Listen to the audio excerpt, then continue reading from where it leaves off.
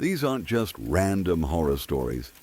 One of them is about someone who heard something moving under their bed, and it didn't stop when they checked. Another is about a person who saw something wave at them from a bathroom while their dad was standing right behind them. And one story is from someone who realized they weren't in control of their own body for a few seconds. No monsters, no fake setups, just real moments that don't make sense. Listen carefully, because most of these don't start scary. They become scary.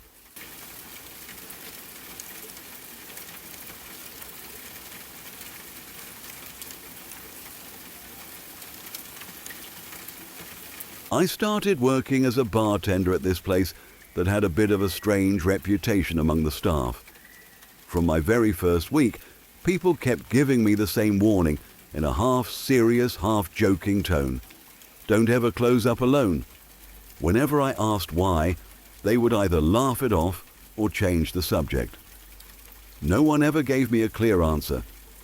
At the time, I assumed it was just one of those workplace traditions meant to scare the new person, like a harmless inside joke that everyone was in on except me. For the first couple of months, it didn't really matter anyway. There was always someone else around when it came time to shut everything down. Usually the door guy stayed late, or another bartender would help finish up. The routine became familiar: clean the counters, wipe down tables, turn off the machines, lock the doors, and head home. Nothing ever seemed out of place, and slowly I stopped thinking about those warnings altogether. Then one night, everything changed. Our door guy had quit earlier that week, and the schedule hadn't really adjusted yet. That meant for the first time, I was responsible for closing the bar completely on my own. I didn't think much of it at first. I mean, it's just a bar, right? I'd done all the tasks before. The only difference was that I'd be doing them alone.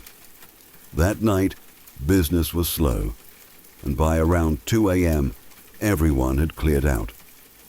I locked the front doors behind the last customer and double-checked them, just to be sure no one could slip back in.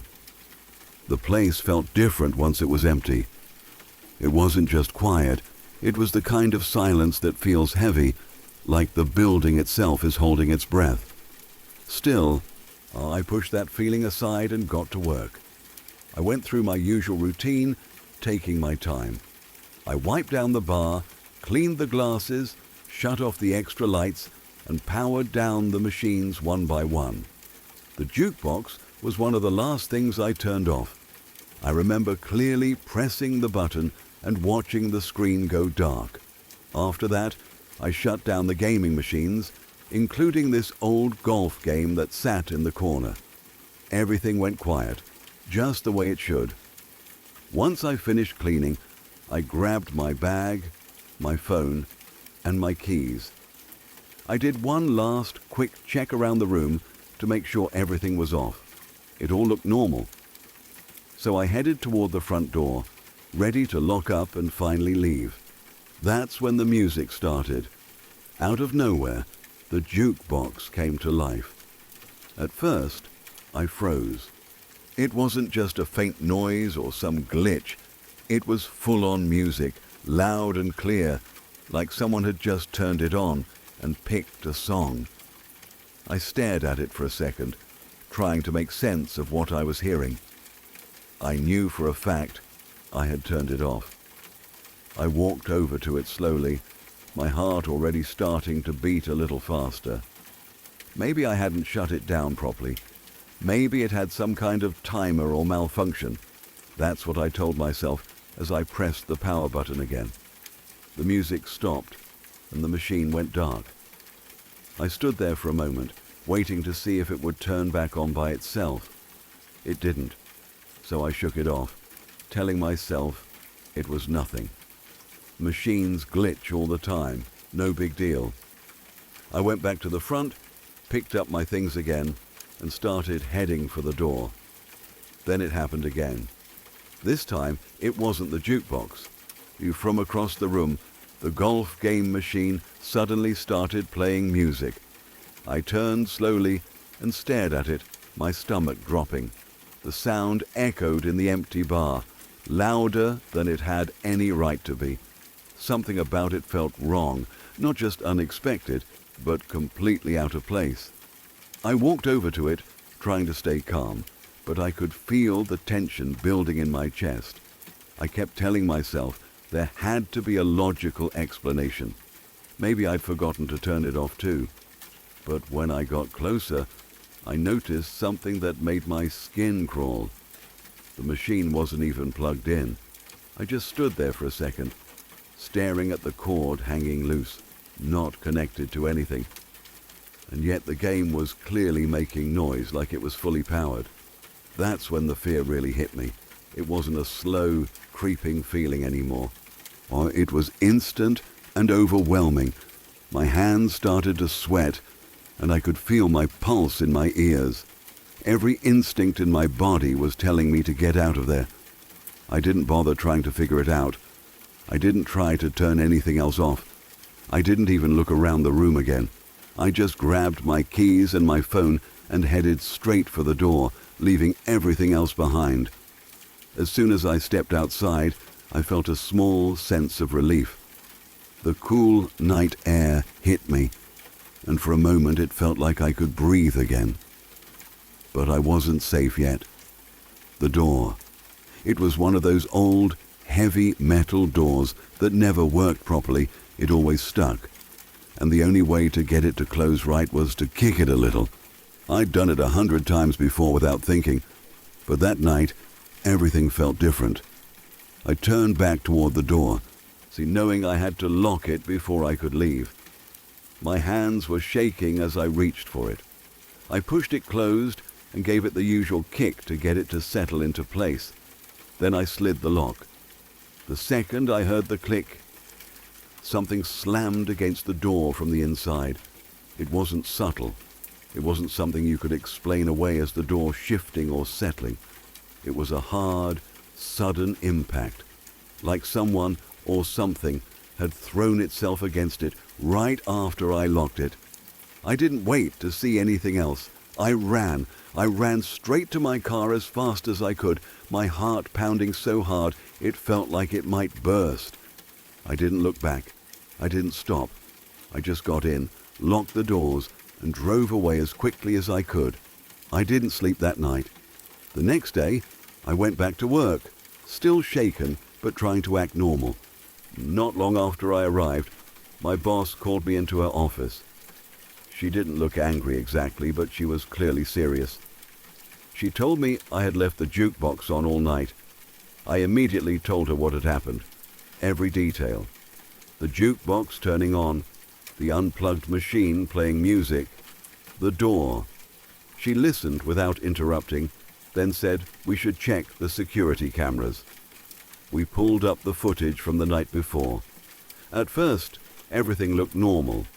You could see me cleaning, turning things off, moving around the bar. Then we got to the part with the jukebox. Clear as day, you could see me turn it off. The screen went dark, just like I remembered. Then, later, you could see me heading toward the door. And suddenly, the machine lights up again. We kept watching. When I kicked the door to close it, or you could see it move from the impact, that was expected, but then, a split second later, there was a second movement, a second jolt, from the inside. My boss didn't say much after that. She just stared at the screen for a moment, then quietly shut the footage off. From that day on, no one was ever scheduled to close the bar alone again.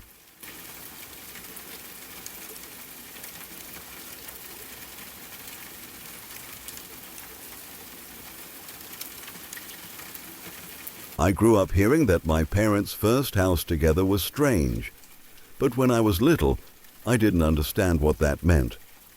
As I got older, I realized the house wasn't just old or creaky. It felt watched. Even people who visited for the first time would say the air inside felt heavy, like walking into a room where an argument had just ended. My parents tried to laugh it off back then, but the stories from that house followed our family for years, and some of them still make my skin crawl when I think about them. One of the earliest things my mom told me happened in the bathroom. She was taking a bath one evening, the house quiet except for the hum of the old pipes. My dad was in the living room watching TV. She had one knee sticking slightly out of the water, just resting there, when she suddenly felt fingers brush across her leg. Not a splash, not water moving. It was slow and deliberate, like someone gently caressing her skin. She froze. At first she thought my dad was playing a joke, but the bathroom door was closed and she hadn't heard footsteps. The touch came again, the same soft stroke, and she screamed his name. My dad ran in immediately. The moment he opened the door, the feeling stopped. My mom was shaking so hard she could barely talk. He checked behind the shower curtain, opened the cabinets, even looked out into the hallway thinking someone had broken in. There was no one there. They tried to tell themselves it was nerves or her imagination, but it happened again on other nights. Always the same feeling, always stopping the instant my dad came into the room. After a while she refused to bathe unless he was in the house and awake. Another house we lived in had its own problems, and in some ways it was worse because we were old enough to remember everything clearly. In that house there was a small closet in the bathroom with a red painted door. It was an ugly shade of red, dark and uneven, like the paint had been slapped on in a hurry. My sister and I hated that door from the first day. We started calling it the blood door, half joking, but neither of us would go into the bathroom alone. We didn't plan that. We never sat down and agreed to be scared of it. We just both felt the same thing and avoided it without talking about why. Whenever we had to use the bathroom, we'd drag the other one with us. If no one was available, we'd hold it as long as possible. The air around that closet felt colder than the rest of the room. Even in summer, his standing near it made the hairs on my arms stand up. My parents thought it was just kids being dramatic until one afternoon we had neighborhood friends over. One of them went to the bathroom by himself. A few seconds later, we heard him scream. He came running out pale and shaking, saying there was a man in the closet staring at him. My mom rushed in and opened the door. Of course, there was nothing inside except cleaning supplies. But the kid wouldn't go near that bathroom again. The same thing happened with other visitors over time. Different kids. Same story. A man in the closet. After a while, my parents stopped inviting people to use that bathroom if they could avoid it. They never admitted they were scared, but they started keeping that door shut all the time. And one night, my parents and a few of their friends were sitting in the living room. The kitchen was directly across from them, fully visible from where they sat. They were laughing and talking when one friend suddenly went silent in the middle of a sentence. Everyone followed his stare toward the kitchen. Hanging in the air, right in the center of the room, was the coffee pot. It wasn't falling. It wasn't swinging. It was just floating there like someone invisible was holding it. No one spoke for a few seconds. My dad got up slowly and walked toward it, his friends telling him to stop, but he kept going. He reached out and waved his hands all around the pot, searching for wires or strings. There was nothing.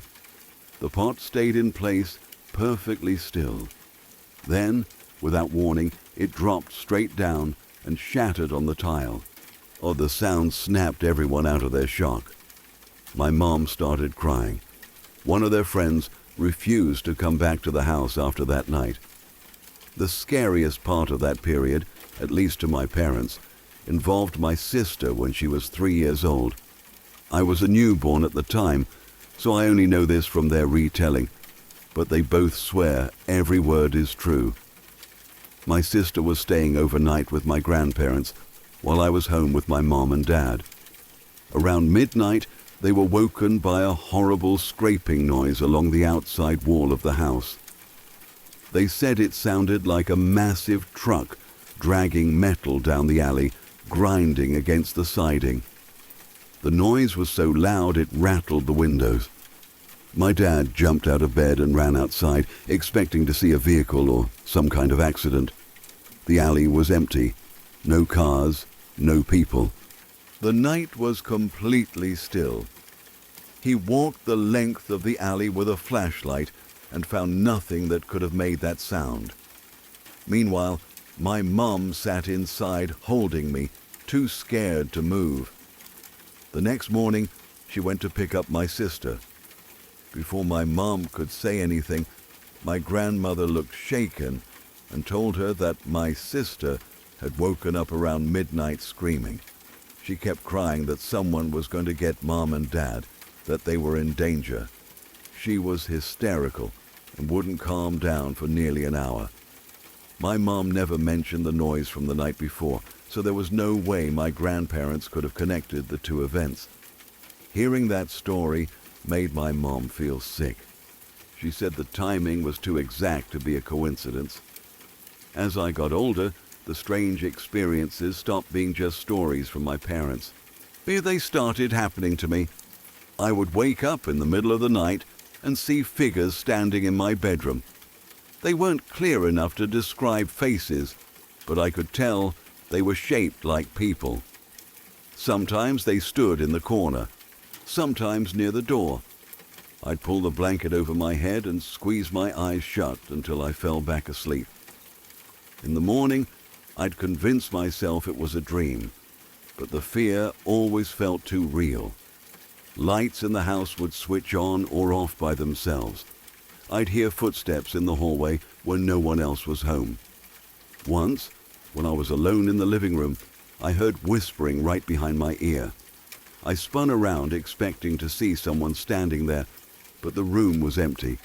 I started keeping the TV on just for noise, because silence made everything worse. The moment that scared me more than anything else happened one afternoon when I was home alone. I was lying on the couch, staring at the ceiling, half asleep, when I noticed movement in the top corner of the room. At first, I thought it was a spider, but then I realized it was shaped like a person. A girl was crouched in the corner, where the wall met the ceiling. Her hair hung down around her face, and her limbs bent in ways that didn't look right. I couldn't move. I stared directly at her as she began to crawl across the ceiling, slow and steady, like gravity didn't apply to her. The second I could move again, I ran. I didn't grab my shoes or my phone. I just bolted out the front door and stood outside shaking until my mom got home. I refused to go back in until she was there. I told her everything, crying so hard I could barely breathe. She didn't laugh. She didn't tell me I imagined it. She just held me and said she believed I was scared, and that was enough for her. For most of my childhood, there was also what I called the shadow man. He didn't move like the others. He didn't crawl or whisper. He simply stood in the doorway of my bedroom at night. He was darker than the darkness around him, shaped like a tall man with broad shoulders. I could see him clearly, even when the room was pitch black. Strangely, he never felt threatening. I was terrified of everything else, but not him. He felt like a guard watching the door. Every house we moved into, he followed. The first few nights in a new place I would wait, heart pounding, wondering if he would appear, and he always did. Same height, same shape, same silent presence. I grew used to him in a strange way. If I woke up and didn't see him, I felt exposed, like something was missing. About 6 years ago, I moved out of my mom's house and in with my boyfriend. The first night in the new place, I lay awake expecting to see that familiar shadow in the doorway. The door stayed empty. I told myself it was a good thing, that I should be relieved. But I barely slept. Night after night I waited for him to return. He never did, and with his absence, the other experiences stopped too. No figures, no whispers, no lights flickering on their own, just silence. Even now, part of me wonders what was attached to those houses, or to our family, or maybe to me. I don't claim to understand it. I don't try to label it. All I know is that too many people saw and felt the same things for it to be simple imagination. Friends, relatives, even strangers reacted to places and events they couldn't have known about beforehand. There are more stories I could tell. Smaller moments, passing shadows, objects moving when no one touched them. But the ones I've shared are the memories that stayed sharp over the years, the ones that still come back in dreams. I live a normal life now. My home feels calm, safe. Yet sometimes when I wake in the middle of the night, I catch myself looking toward the doorway, half expecting to see that tall shape standing there, watching like he used to. And a part of me can't decide if I'm glad he's gone, or if I miss the strange comfort of knowing something unseen was keeping guard.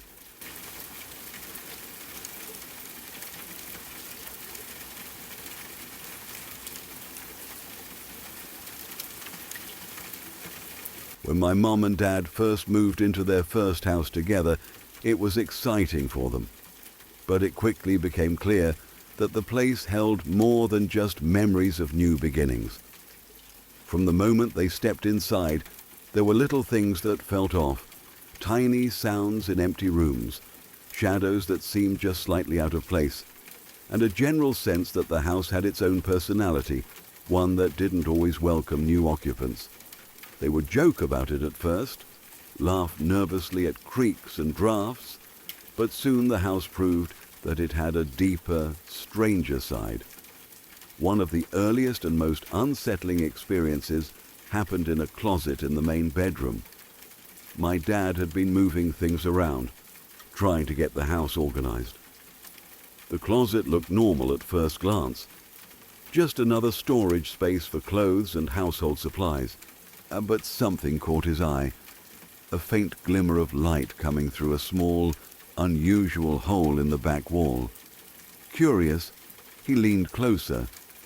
The light was strange, almost unnatural, spilling softly through the darkness of the closet.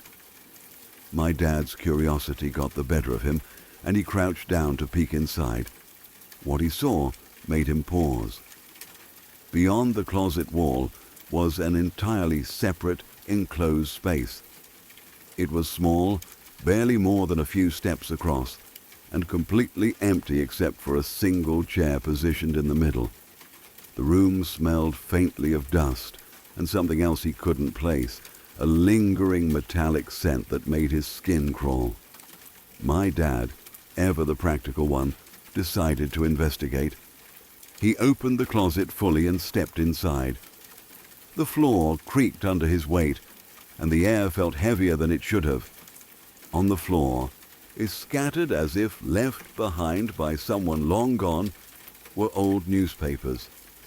They were yellowed and brittle with age, but he could still make out the headlines. They detailed a hanging, a tragic story from decades before, about a man whose life had ended violently and whose death had made the local news at the time.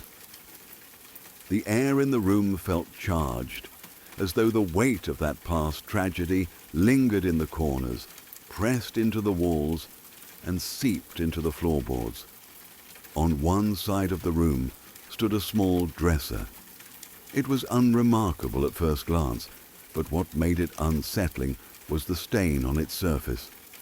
It was dark, almost black, and seemed to shift slightly as if it had a life of its own. My dad stared at it for a long moment, trying to reason it out. Water damage, maybe, or a spill from a previous tenant, but it didn't feel like that. There was something deliberate about it, something that didn't belong in a normal house. Still, he was practical. He decided to remove the dresser from the room and repaint it. That, he figured, would erase whatever history had left its mark. That first night, however, was when things became truly unnerving. He had carefully repainted the dresser, covering the stain entirely. When he came back into the room the next morning, the stain had bled right through the fresh paint. My dad froze, disbelief washing over him. He repainted it again, layer upon layer, 6 times in total over the course of several nights. But no matter how many coats he applied, the dark mark seeped back through.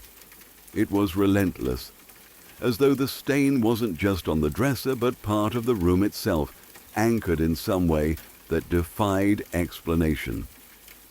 My mum, understandably disturbed by what was happening, eventually insisted that they get rid of the dresser entirely. He dragged it out to the garage and dumped it, thinking that would finally solve the problem. But even then, the feeling in that room didn't lift. Every time they walked by the closet, the air felt heavier, the shadows seemed darker, and there was an unshakable sense that someone, or something, was still present. The house seemed to feed off that room, almost as if it were the center of its energy. At night, my parents began to hear noises. Faint footsteps pacing just behind walls, whispering voices that they couldn't quite place, and the subtle creak of the chair moving slightly as if someone had sat in it during the night. My dad, being practical, tried to chalk it all up to the house settling, or to old wood expanding and contracting, but the timing of these sounds was uncanny. They always seemed to happen when no one else was home, when the house was quietest, and most of all, when my dad or mom were alone in a room. One evening, my dad decided to test the room. He stayed in the space for longer than usual, moving around, knocking on walls, and trying to provoke any explanation. But nothing made sense. The stain seemed darker than ever, and the air had a weight to it, pressing down in a way that made it hard to breathe. He could almost feel a presence just beyond the edge of his vision, something watching him but staying just out of reach. My mom stayed in another part of the house that night, trying to reassure him, but even she admitted she felt uneasy when she heard him pacing and muttering under his breath about the stain that would not stay painted. Over the following months, more strange things happened. Objects would appear in different rooms without explanation, doors would lock themselves, and shadows would flicker in corners where there should have been none. The house seemed alive, aware of every movement, every sound. Sometimes my mom would wake to the feeling of being watched, and my dad would find things out of place that he was sure he had left perfectly arranged. Neighbors weren't close enough to play pranks, and there were no other people in the house at the time. Whatever was in that house, it wasn't human. Even years later, my parents admitted that the room with the stain set the tone for their entire experience living there. It was the first clear evidence that their home carried more than memories, more than walls and furniture. It carried the weight of its history, the tragedies, the lingering emotions, and whatever presence had anchored itself to that dresser. They moved cautiously after that, always aware of that closet and the room behind it. Guests who came over reported feeling watched or uneasy, even if they didn't know the full story. The house became a character in their lives, not just a home. And while most people would have left, my parents stayed long enough to learn the rhythms of the place, to respect the boundaries of the rooms and the energy that filled them. But the story of that dresser, the persistent stain that would not stay covered, remained the most unsettling memory of all, a reminder that some things simply cannot be hidden, no matter how much paint you apply or how hard you try to ignore them. Even now, when they tell the story, I can see the unease in their eyes. They laugh about some of the smaller happenings, but that stain, that room, and the heavy, watchful presence in the closet are still alive in their memories. It's the kind of story that sticks with you, the kind of fear that doesn't fade, the kind that whispers that some houses are more than walls, more than wood and nails. They are vessels of history, of lingering spirits, and of mysteries that refuse to be explained. Living there shaped the way they saw houses, and it shaped my understanding of what might exist just beyond the edge of sight. The house didn't just scare them, it taught them a kind of respect for the unseen, a cautious awareness that some things are simply beyond explanation. And that room, that single small room with the chair and the stain that would not stay covered, remained the focal point of everything strange that happened in that first home. It's a memory that will never leave us, and a story I will always remember because it was real, tangible, and terrifyingly alive in its quiet, persistent way. That was just the beginning.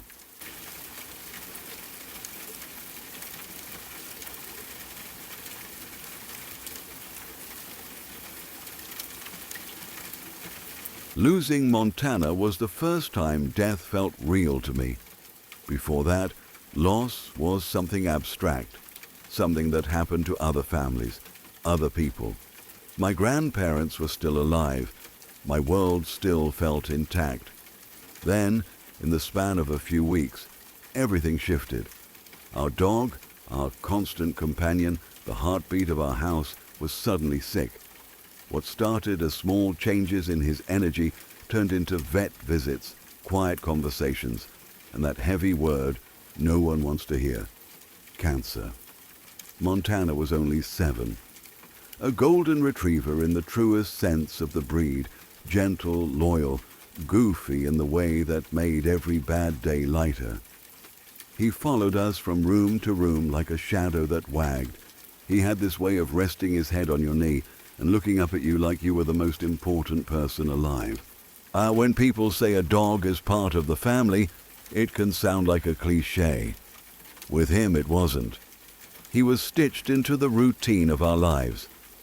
His absence didn't just leave silence, it left a shape that everything else fell into. The day we put him down felt unreal.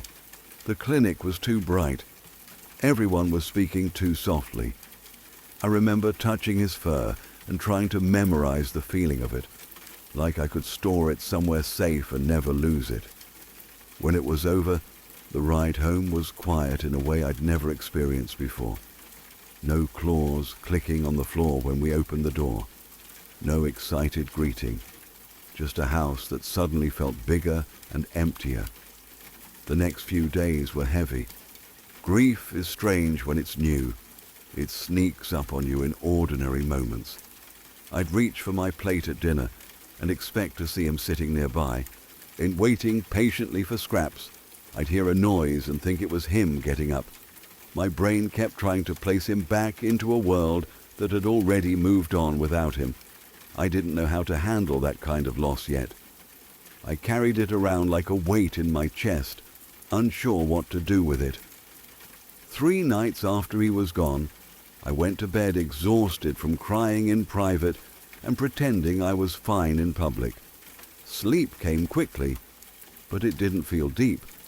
It felt like I was hovering just beneath the surface. Then I woke up suddenly, not the groggy, random kind of waking where you roll over and drift off again. This was sharp, immediate, like someone had gently tapped my shoulder and said, "Wake up." The room was dark, but familiar. The house was silent in that late-night way where even the air seemed still. My bed faced the hallway, and across that small stretch of space was my parents' doorway. There was barely 4 feet between our rooms. That hallway had always been Montana's spot. Every night of his life, he slept stretched across their doorway like a guardian. It was where he felt he could watch over everything. I sat up slowly, my heart already beating a little faster for reasons I didn't understand yet. My eyes, drifted toward the hallway out of pure habit, and there he was. Montana was lying exactly where he always did, curled in his usual shape, paws tucked just right, head resting on the floor. For a second, my brain refused to process it. It was so normal that it didn't register as impossible. It was just him, my dog, sleeping in his place. I stared. My eyes burned as they adjusted to the darkness, trying to pick apart details. His outline was clear, and the familiar slope of his back, the soft curve of his ears. I remember thinking, this can't be real, and at the same time feeling a deep, overwhelming calm. I blinked hard and closed my eyes, half expecting the image to vanish like a dream fragment. When I opened them again, he was still there. He lifted his head slowly, the way he always did when he sensed I was awake. Then he tilted it to the side in that classic, curious way he had whenever I called his name. I hadn't spoken, but the gesture was unmistakable. It was him, not a vague shape, not a trick of light. It was the exact movement that had made us laugh 100 times before. A warmth spread through me that I can't fully explain. The grief that had been sitting in my chest loosened its grip. Seeing him didn't scare me. It didn't feel eerie or wrong. It felt like relief, like a message carried without words. I remember thinking, he's okay. Wherever he is, he's okay. Tears slid down my face without the sharp edge of sadness that had followed me all week. These felt different, softer. I whispered a small prayer, eyes closing again, as I thanked God for letting me see him one more time, for letting me know he was at peace. I don't know how long my eyes stayed shut, maybe a few seconds, maybe longer. When I opened them, the hallway was empty. The space where he'd been was just darkness again. The house was quiet. The air felt ordinary, but the comfort remained, like an echo. I lay back slowly, my heart steady now, and let sleep take me without fear. For the first time since we lost him, I didn't feel crushed by the absence. I felt reassured. Morning came with sunlight spilling into my room, the kind that makes everything look harmless and grounded. Part of me wondered if I'd imagined the whole thing. Dreams can be vivid, especially when grief is involved. I told myself it was probably my mind trying to cope, trying to give me closure. I got up and started my usual routine.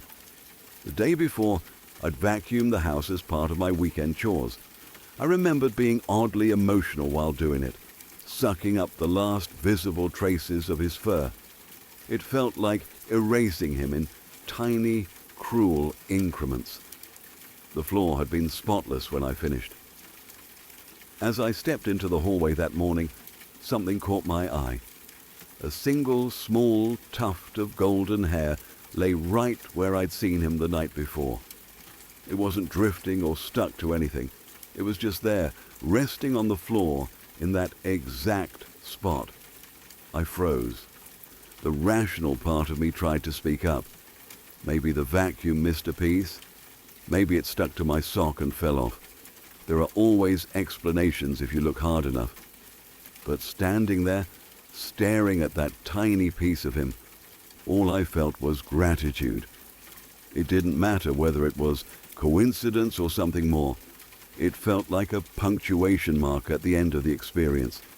A gentle reminder that what I saw had meaning to me, regardless of how it could be explained. I knelt down and picked it up carefully, like it was fragile. His fur was soft between my fingers, familiar in a way that made my throat tighten. Instead of spiraling back into grief, I smiled. A real smile. The first one that didn't feel forced since we said goodbye. That moment didn't erase the pain of losing him. I still missed him every day. I still felt the ache of coming home to a quieter house, but it changed the shape of my grief. It added a layer of peace I hadn't had before. The memory of him lying there, lifting his head, tilting it just for me. It became something I carried like a gift. Years can pass, and certain memories fade around the edges, but that night stays sharp. I can still see the hallway, still feel the calm that settled over me. Whenever I think of Montana now, I don't just remember the day we lost him. I remember the night he came back in whatever way he could to tell me he was okay, to tell me I would be okay too. People can debate what experiences like that mean. Dream, grief, imagination, something spiritual. Everyone has their own framework. I don't feel the need to pin it down. What matters is what it did for me. It turned a wound into something gentler. It gave me a goodbye I didn't know I needed. Even now, when life gets heavy and I think about loss, I picture him in that doorway, calm, present, peaceful. And I'm reminded that love doesn't just vanish. It changes form. It leaves impressions, echoes, small signs that stay with you long after the physical presence is gone. That night was one of the most comforting moments of my life, not because it was dramatic or terrifying, but because it felt like a quiet conversation across a boundary I don't fully understand. A simple message delivered in the language he always used best, being there when I needed him. And I'll carry that with me for as long as I live.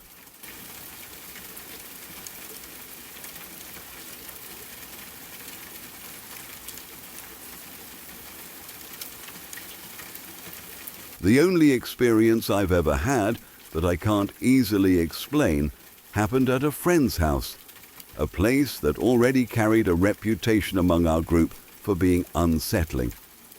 The house was built in the early 1900s and looked every bit its age. It had tall, narrow windows, floors that creaked even when no one was walking, and that heavy, stale smell that old houses sometimes have, no matter how clean they are. From the first time I stepped inside, it felt like the kind of place that held onto memories. We used to joke that the house wasn't just old, it was aware. At the time it was funny. Looking back, I'm not so sure why we all felt that way so strongly. There were little details that fed the jokes and kept the atmosphere strange. In the garage, leaning against the wall, there was an old painting that had been there before my friend's family bought the place. No one knew who it was supposed to be. The weird part was that the man in the painting looked exactly like my friend's dad. Not just a passing resemblance, but enough that the first time I saw it, I honestly thought it was a portrait of him from years ago. Same face shape, same eyes, even the same kind of expression. His dad swore he had never seen it before moving in. They kept meaning to throw it away, but it stayed there year after year, collecting dust like it belonged to the house more than they did. The basement added another layer to the unease. It wasn't a finished basement, just a low-ceilinged concrete space with exposed pipes and a single dangling bulb. The air down there always felt colder than the rest of the house, even in summer. And in the far corner, there was a door set into the wall that they had never been able to open. It didn't have a normal knob, just a small, rusted handle. According to my friend, his parents had tried everything when they first moved in. They pushed, pulled, even tried tools, but the door wouldn't budge. After a while, they gave up and treated it like it didn't exist. We used to stand at the bottom of the stairs, daring each other to touch it, laughing the whole time, but never staying down there long. Out in the backyard stood what we called the Tiki Man. It was a thick wooden pole sunk deep into the ground with a face carved into it. The carving was crude but expressive, with hollow eyes and a long mouth stretched into something between a grin and a grimace. No one knew who carved it or why it was there. It had clearly been there a long time. It weathered grey by years of rain and sun. We turned it into a running joke that the tiki man guarded the house from evil spirits. Anytime something weird happened, we blamed it on him, either slacking off or working overtime. It was our way of making the place feel less heavy. My friend's mom had her own story that she told once when we were all hanging around the kitchen late at night. She said she woke up one evening and saw a man standing outside the window, just staring in. She described his face as calm, almost blank. When she screamed and turned on the light, he was gone. They never found footprints or any sign that someone had actually been there. She tried to laugh it off while telling the story, but there was a tightness in her voice that made it clear it still bothered her. Or whether it was paranormal or just some creep wandering the neighborhood, it added to the house's growing list of unsettling moments. All of that formed the background to what happened the night that really shook us. It was a normal evening. We were hanging out like we always did, wasting time, talking about nothing important. At some point, we stepped out onto the side porch for a cigarette break. The porch was small and half enclosed, with chipped paint and a screen door that rattled whenever the wind picked up. From there you could see the backyard and the silhouette of the tiki man standing motionless in the dark. We joked about him like usual, making dumb comments to keep the mood light. We were out there maybe 5 or 10 minutes. The house was quiet behind us. We knew we were alone. His parents were out for the night, and no one else had a key. When we finished and reached for the door to go back inside, the handle didn't move. At first we thought it was just stuck. Old doors in that house were always swelling or catching on the frame. My friend jiggled the knob harder. Nothing. Then he looked up and went completely still. I followed his gaze. The hook latch at the top of the door was fastened. It was one of those simple metal hooks that loop into an eyelet, the kind you can only lock from the inside. The hook was perfectly in place, sitting snug like someone had carefully secured it. For a second, my brain refused to process what I was seeing. We had walked out that same door minutes earlier. Neither of us touched the latch. There was no way to reach it from outside. The screen blocked any access, and even if you could somehow slip a hand through, the angle made it impossible. We both started laughing, but it was the wrong kind of laugh. Thin, forced, the kind people use when they're scared and trying to pretend they aren't. My friend called out into the house, jokingly asking who was messing with us. The silence that answered felt thick. No footsteps, no movement, just the distant hum of the refrigerator and the faint creak of the house settling. He tried the door again, harder this time, like strength alone could undo what we were seeing. The latch didn't budge. We circled the porch, checking the windows, half expecting to see someone inside grinning at us. Every window was dark and empty. The realization settled slowly and heavily that there was no one in there to lock that door. A cold rush went through me that started in my stomach and spread outward. The jokes about the haunted house suddenly didn't feel funny. They felt like warnings we should have taken more seriously. We stood there arguing in low voices about what to do, both of us trying to come up with a rational explanation and failing. Finally, we went around to the front of the house and used the spare key hidden in its usual spot to get back in. The moment we stepped inside, the air felt different. It's hard to explain without sounding dramatic, but it was like walking into a room after an argument. The space felt charged. We went straight to the side door. The latch was still hooked exactly the way we'd seen it from outside. My friend reached up with a shaking hand and unfastened it. The metal made a small, sharp click that echoed louder than it should have.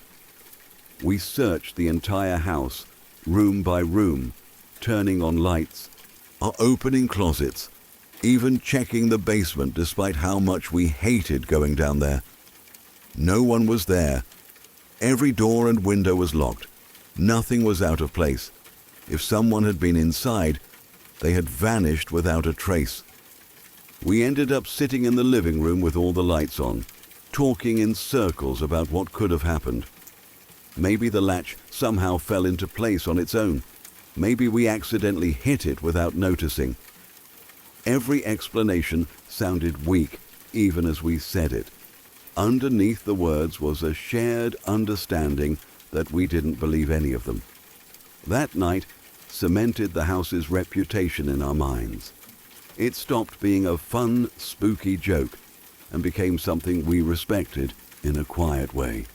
We still hung out there, still laughed about the painting and the tiki man and the sealed basement door. But there was always a layer of caution now, a sense that the house had shown us a tiny piece of itself, and we were lucky it hadn't shown more. I've spent years trying to rationalize that locked latch. Old houses shift, metal expands and contracts. People misremember details. I know all of that. But every time I replay the moment in my head, I see that hook sitting neatly in place, locked from the inside while we stood outside alone. I remember the silence in the house and the way the porch suddenly felt too small, like we were pressed up against something invisible. It's the only thing in my life that I can't file away into a tidy explanation. Whenever I think about that house now, I picture the dark garage with the familiar stranger in the painting, the basement door that refuses to open, the tiki man watching over the yard, and that quiet side porch where something locked us out just to prove it could.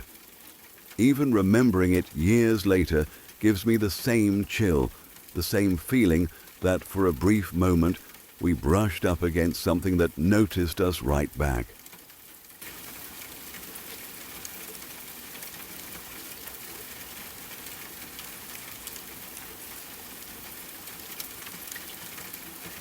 Ever since she was little, my daughter has always said things that made me pause.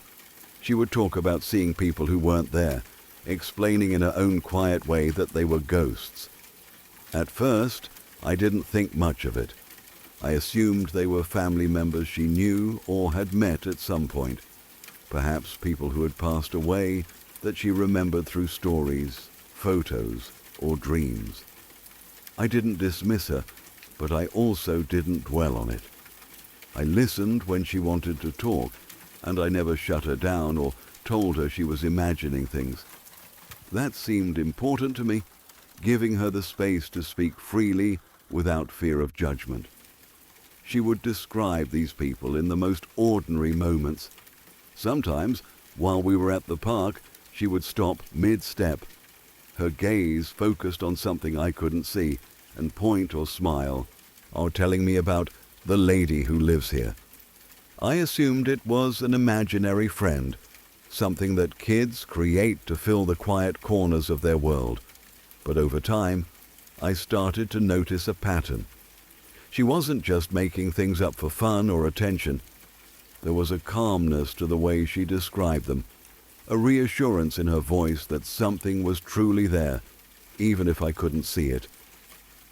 One day, I was sitting in the living room, exhausted from a long day of work, trying to catch up on emails while she played quietly nearby. She came over, her small hand resting gently on my arm, and said, "Mum, she's here." I looked at her curiously. "Who's here?" I asked, half expecting her to point to an imaginary friend I hadn't met yet. She looked at me, completely serious, and said, "The lady who watches over you. She's hurt." "Oh, but she's here when you're sad or mad or scared." I felt a shiver run down my spine, not because I believed right away, but because of the certainty in her tone. I asked her to describe this woman, curious to see if it was just another figure from a story she had heard somewhere. She told me that she was young, probably around my age when I had first met her friend years ago, with bruises and scratches on her arms and face. But she was calm and gentle, not angry or frightening in any way. My daughter said she always felt safe when the woman appeared because she knew someone was looking out for me. That hit me harder than I expected. There was something deeply protective in the way she explained it, as though the woman was not there for her, but entirely for me. I felt a lump form in my throat.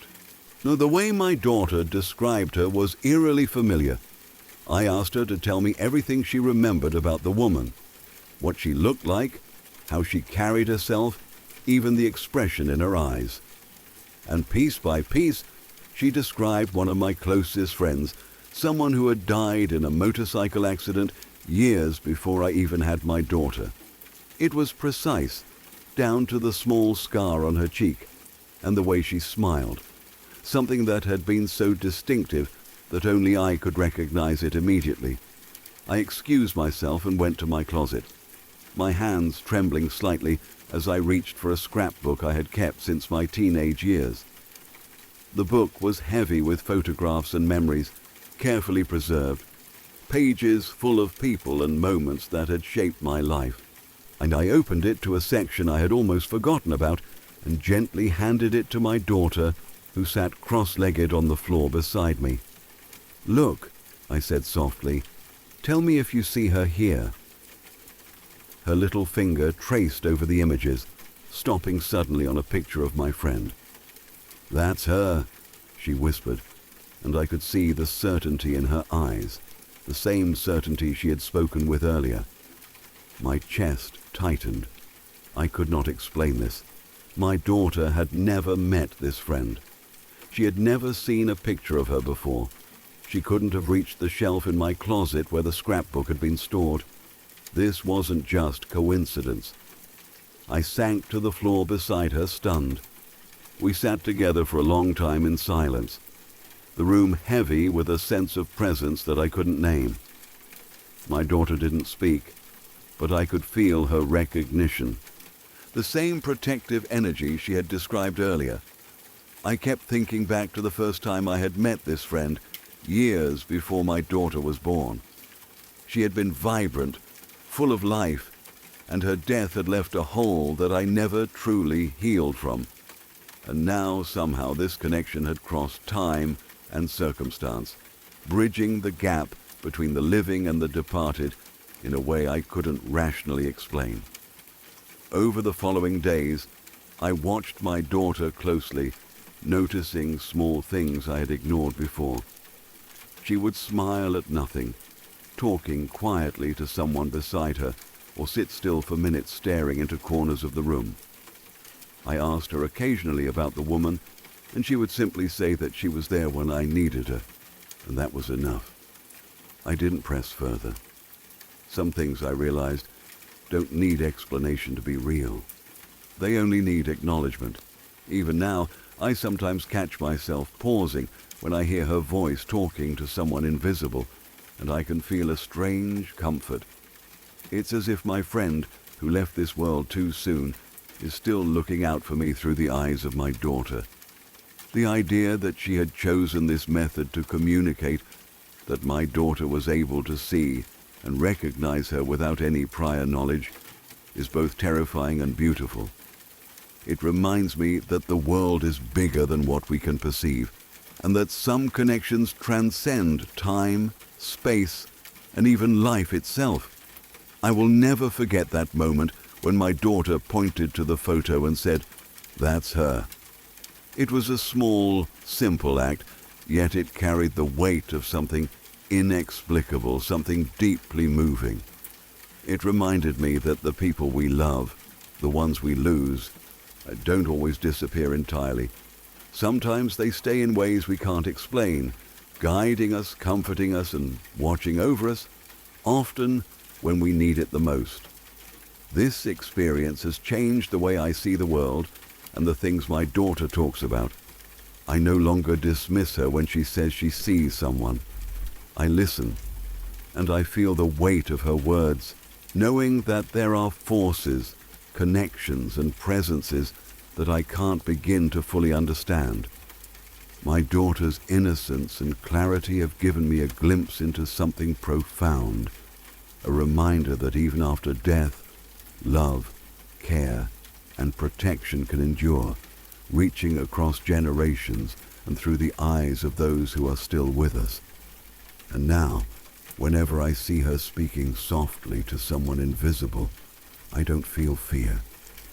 I feel gratitude, because through her, my lost friend is still here, still watching over me and reminding me that even in the most ordinary moments, extraordinary things can happen.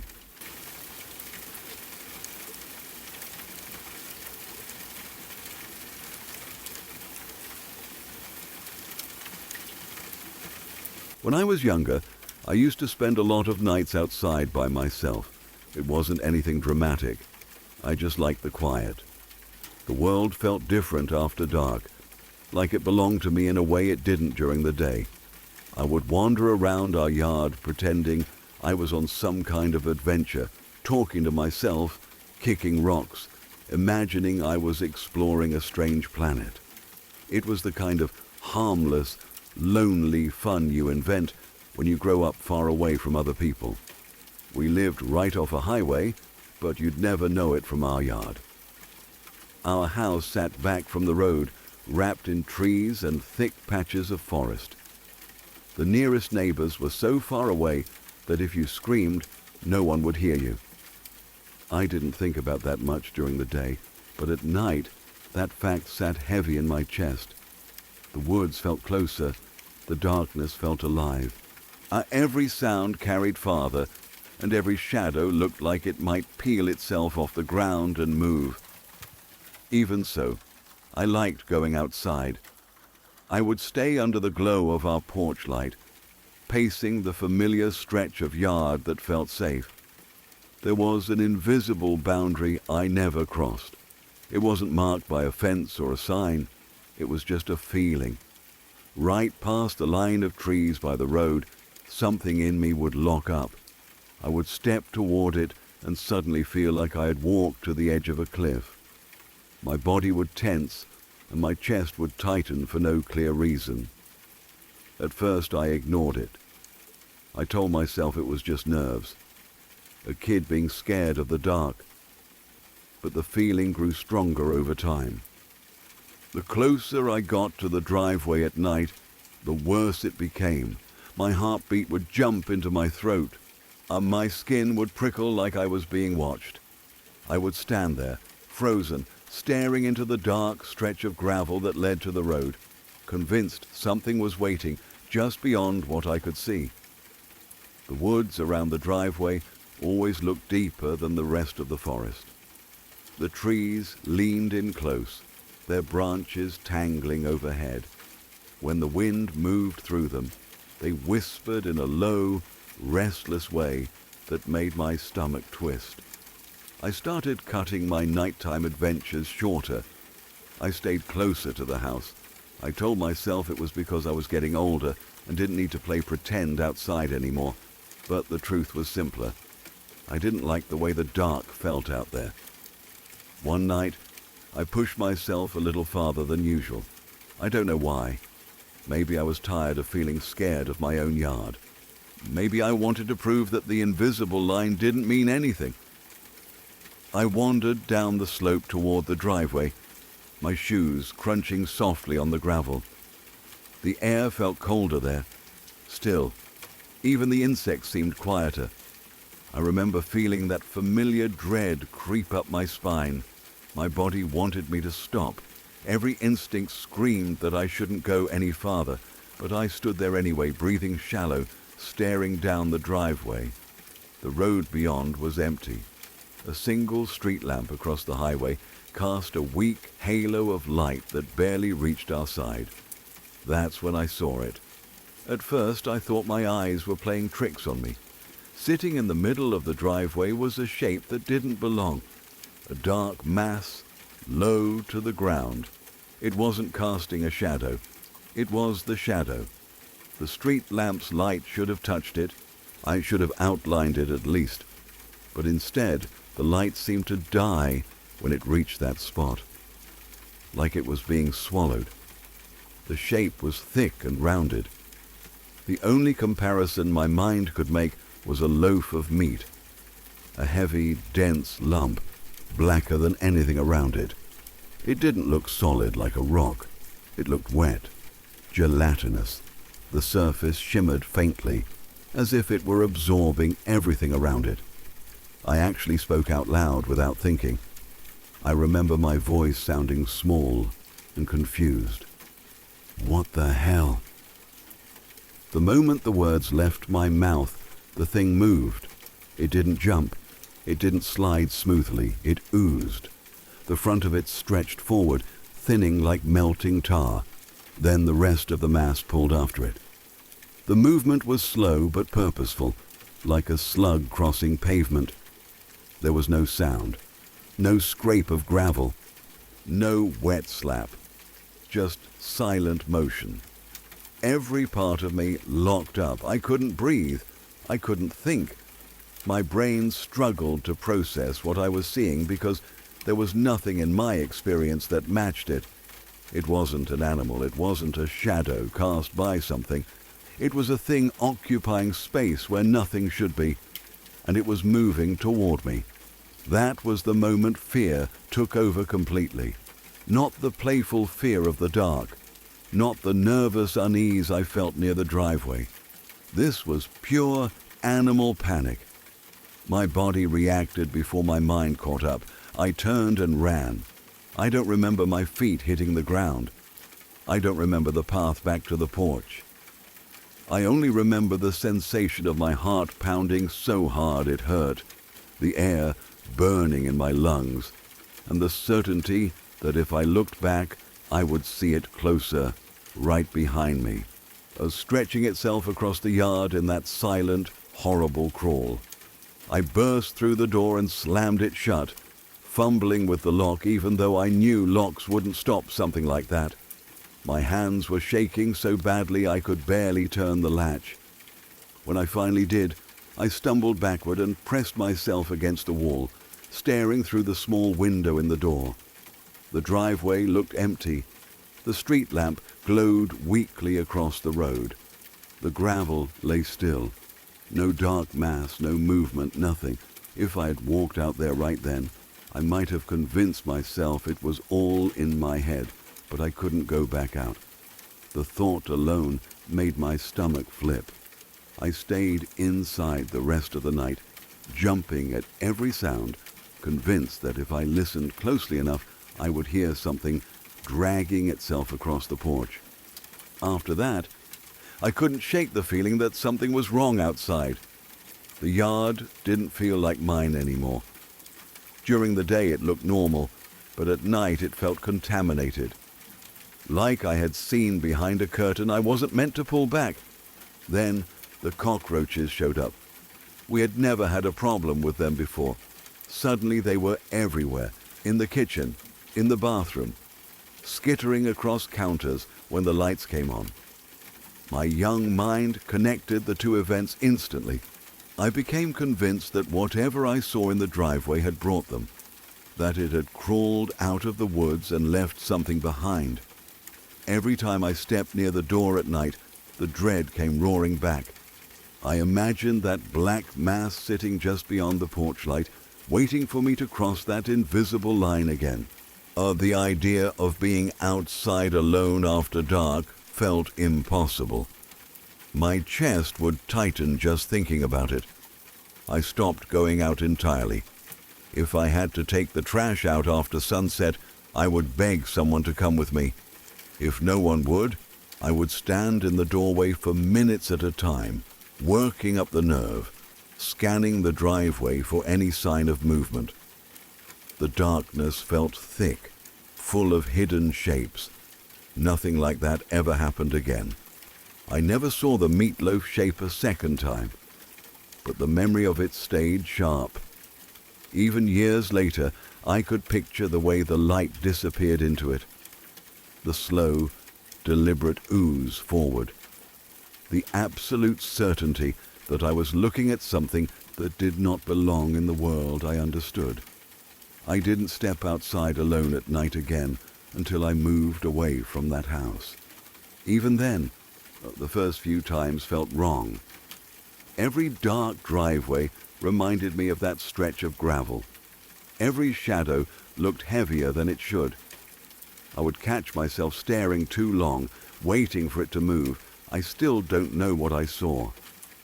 I've tried to explain it away 1,000 times. A trick of light, a pile of trash, my imagination running wild. But none of those explanations fit the memory. I remember the dread that built for weeks before it happened, like a warning my body understood before my mind did.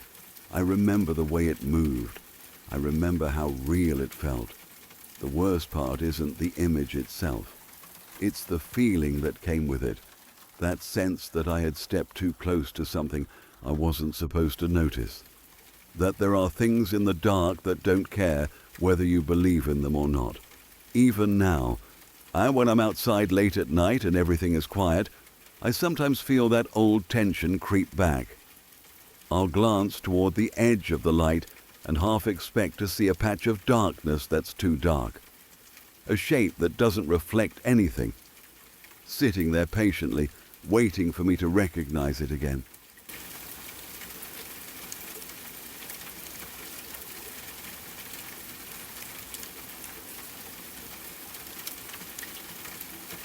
If you've made it this far, you're braver than most people who start this video.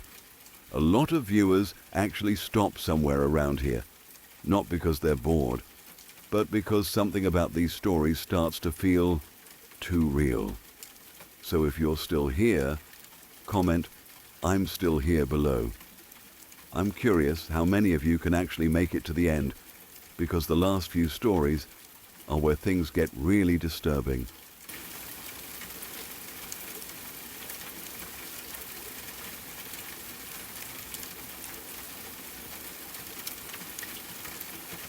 Back when I was part of the Boy Scouts of America, my troop had this tradition of taking a trip every year to Fort George in Canada.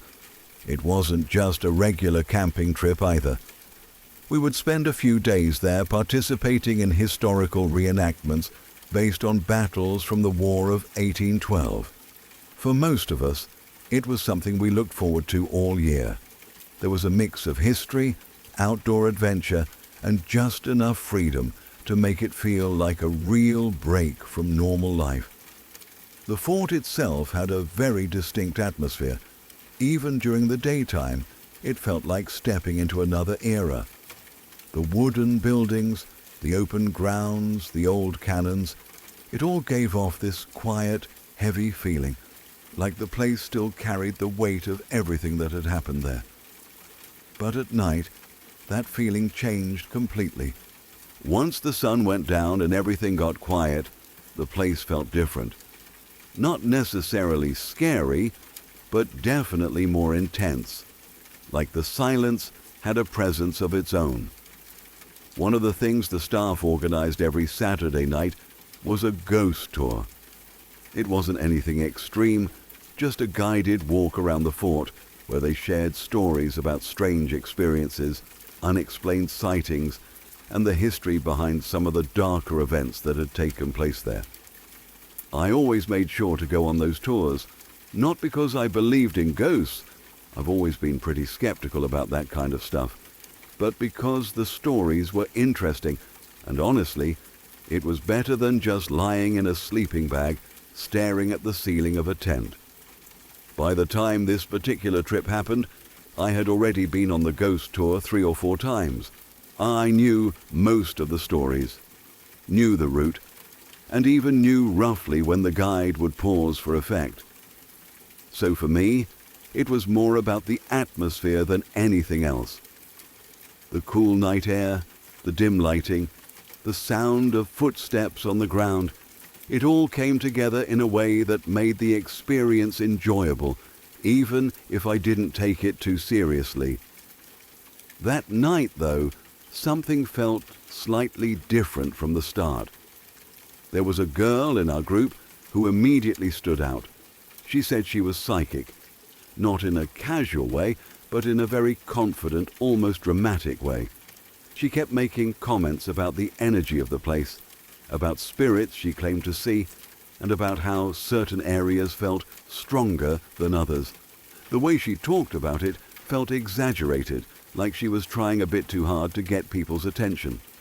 I remember thinking she was probably just playing it up to scare people or to make herself seem interesting.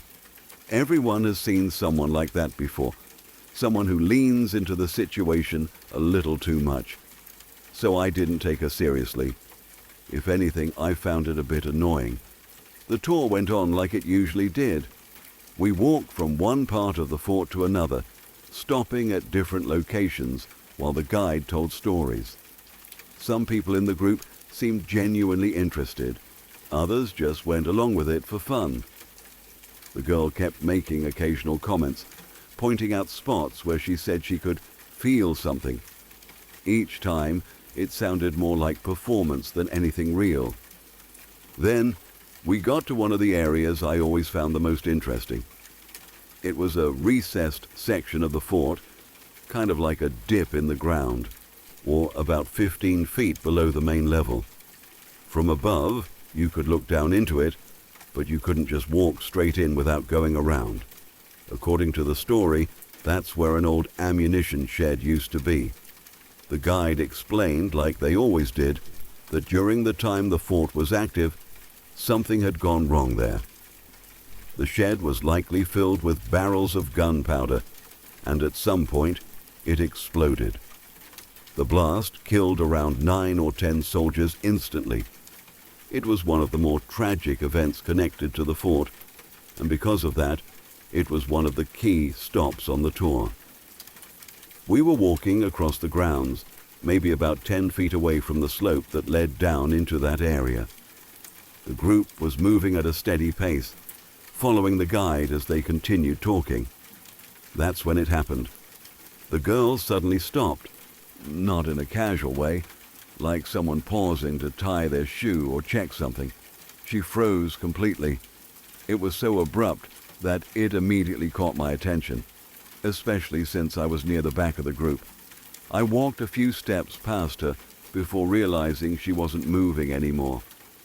Something about it felt off, so I turned around to look at her. The change in her expression was instant and obvious. She looked completely different from how she had the entire night. Before, she had been talkative, almost confident, like she was in control of the situation. But now, all of that was gone. Her face had gone pale, like all the color had drained out of it. Her eyes were wide open, fixed on a single point in the distance. She wasn't blinking much, if at all. It didn't look like someone trying to act scared. It looked like someone who had just seen something they didn't understand. For a moment, I just stood there, trying to figure out what I was looking at. I asked her if she was okay, keeping my tone light, almost joking. I half expected her to snap out of it and say something dramatic like she had been doing all night. But she didn't. Instead, she barely responded. Her voice was shaky, uneven. She tried to say something, but it came out more like a stammer than a sentence. And the entire time, she didn't take her eyes off that same spot, the exact area where the ammunition shed used to be. That's when the situation started to feel different. Up until that point, I had been sure she was just pretending, but the way she looked in that moment didn't match that idea at all. There was no exaggeration in her expression, and no sense that she was trying to impress anyone. If anything, she looked like she wanted to move, but couldn't. The rest of the group had started to notice by then. A few people slowed down, looking back at her, while the guide hesitated, unsure whether to keep going or stop. The mood shifted quickly. What had been a casual, slightly eerie tour suddenly felt tense. I stayed where I was, watching her, trying to decide what made sense. Maybe she really believed in what she'd been saying all night, and this was her reacting to her own imagination. That seemed like the most logical explanation. If you convince yourself strongly enough that something is there, your mind can fill in the details. But even then, something didn't sit right. There was a difference between someone pretending to be scared and someone actually feeling it. And whatever she was experiencing in that moment felt real. After a few seconds, though it felt longer, someone gently called her name. She blinked, like she was coming back to herself, and finally looked away from that spot. She didn't say much after that. The confident, talkative version of her from earlier in the night was gone completely. The tour continued, but the energy had changed. People were quieter. Even the guides seemed a bit less enthusiastic, like they didn't want to push the atmosphere any further. I kept thinking about it for the rest of the night. I've always been skeptical about anything supernatural, and I still am. I like having explanations for things, even if they're not perfect ones. Maybe she got caught up in the moment. Maybe the story, the setting, and the darkness all came together in a way that overwhelmed her. But there's one thing I still can't fully explain. If she was acting, then it was the most convincing performance of fear I've ever seen in my life.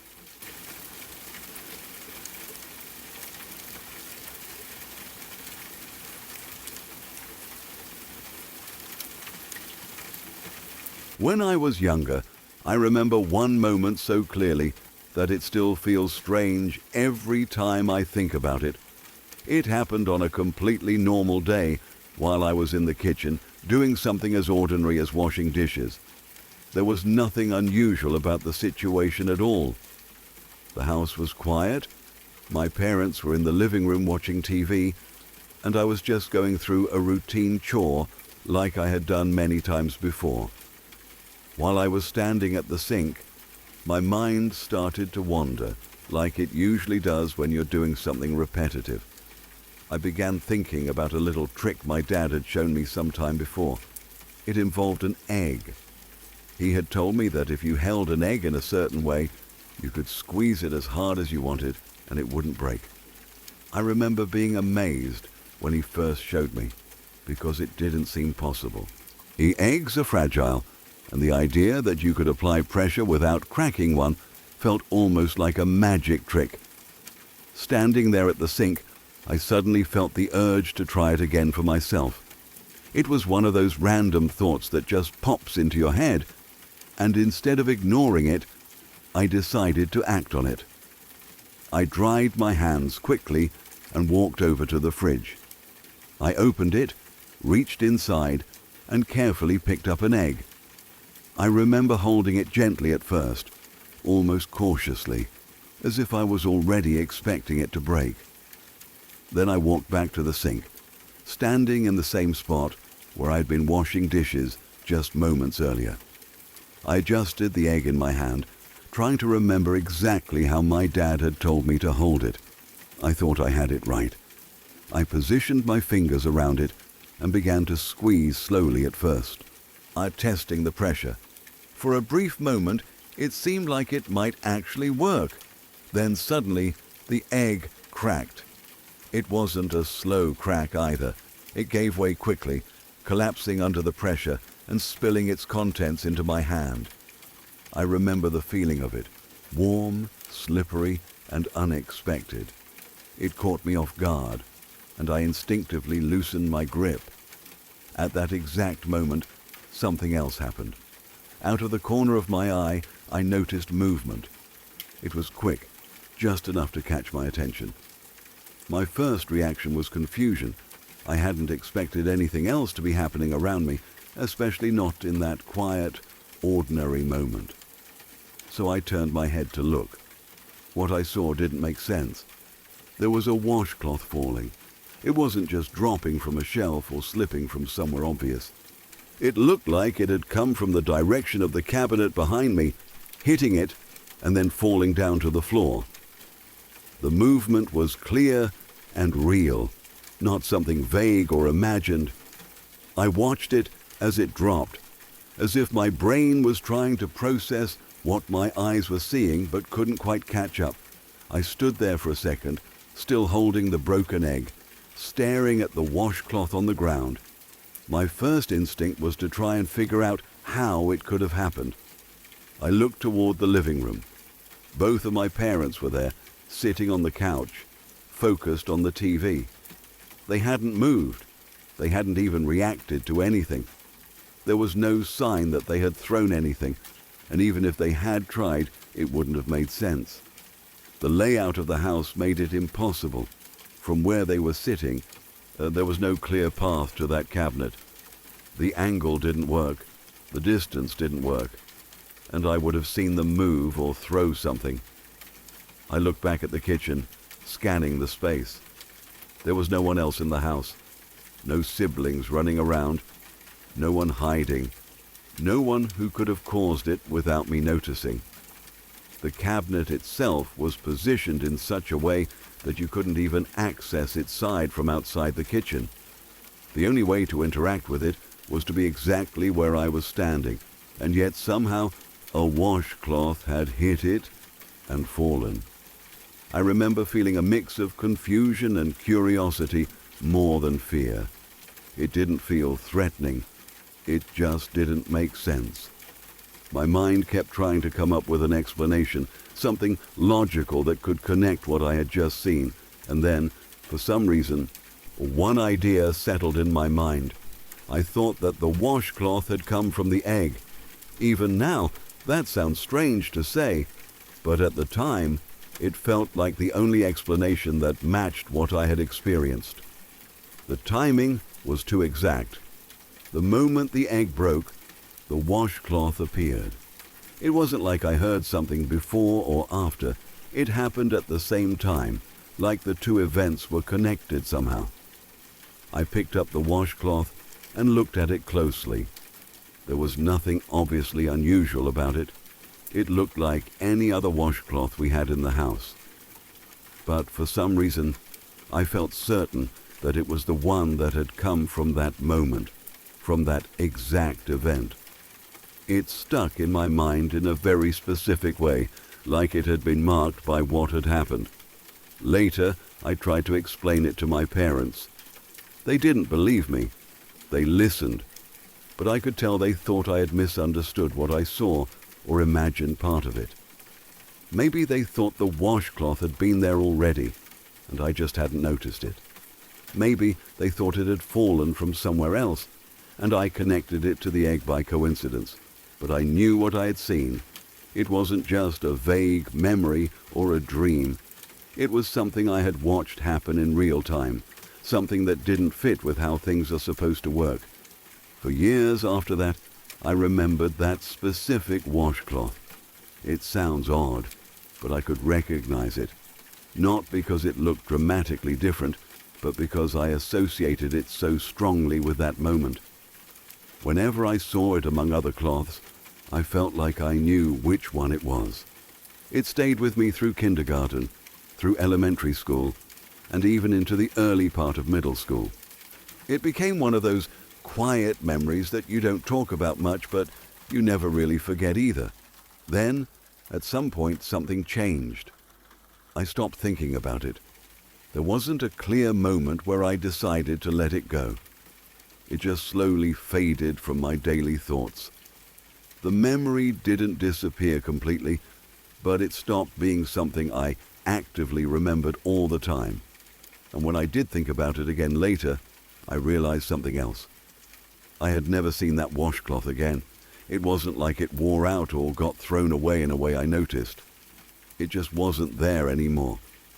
The one I had been so sure about, the one I felt connected to that strange moment, was gone. Even now, looking back, I can't fully explain what happened that day. Maybe there's a simple explanation that I just couldn't see at the time.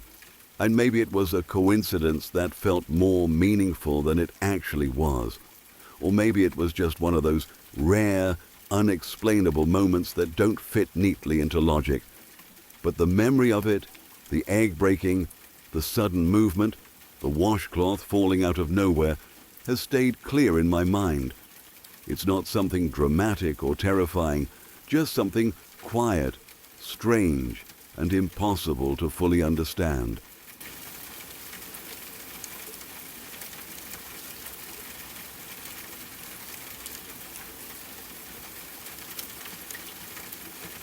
I grew up in a house that always felt slightly off, though I didn't have the words for it when I was little. It wasn't a dramatic, horror movie kind of fear. It was quieter than that. The house looked normal from the outside, a typical family home with a small yard and squeaky steps on the porch. Inside, it smelled like laundry detergent and whatever my mum was cooking that day. Nothing about it should have been frightening. And yet, from my earliest memories, there was a sense that I wasn't alone in certain rooms, even when I knew for a fact that I was. The first time something happened, I was around 5 or 6. At that age, the house felt huge. The staircase seemed taller than it really was, and my bedroom upstairs felt like a private world. One evening, we were all downstairs together, my mom on the couch, and my brother and sister arguing over what to watch on TV, and me sprawled on the floor with toys. I remember suddenly deciding I wanted a specific stuffed animal from my room. It wasn't important or urgent, just the random, intense need a kid gets in the middle of doing something else. I ran for the stairs without thinking. My feet hit each step hard and fast, the wood thudding under me.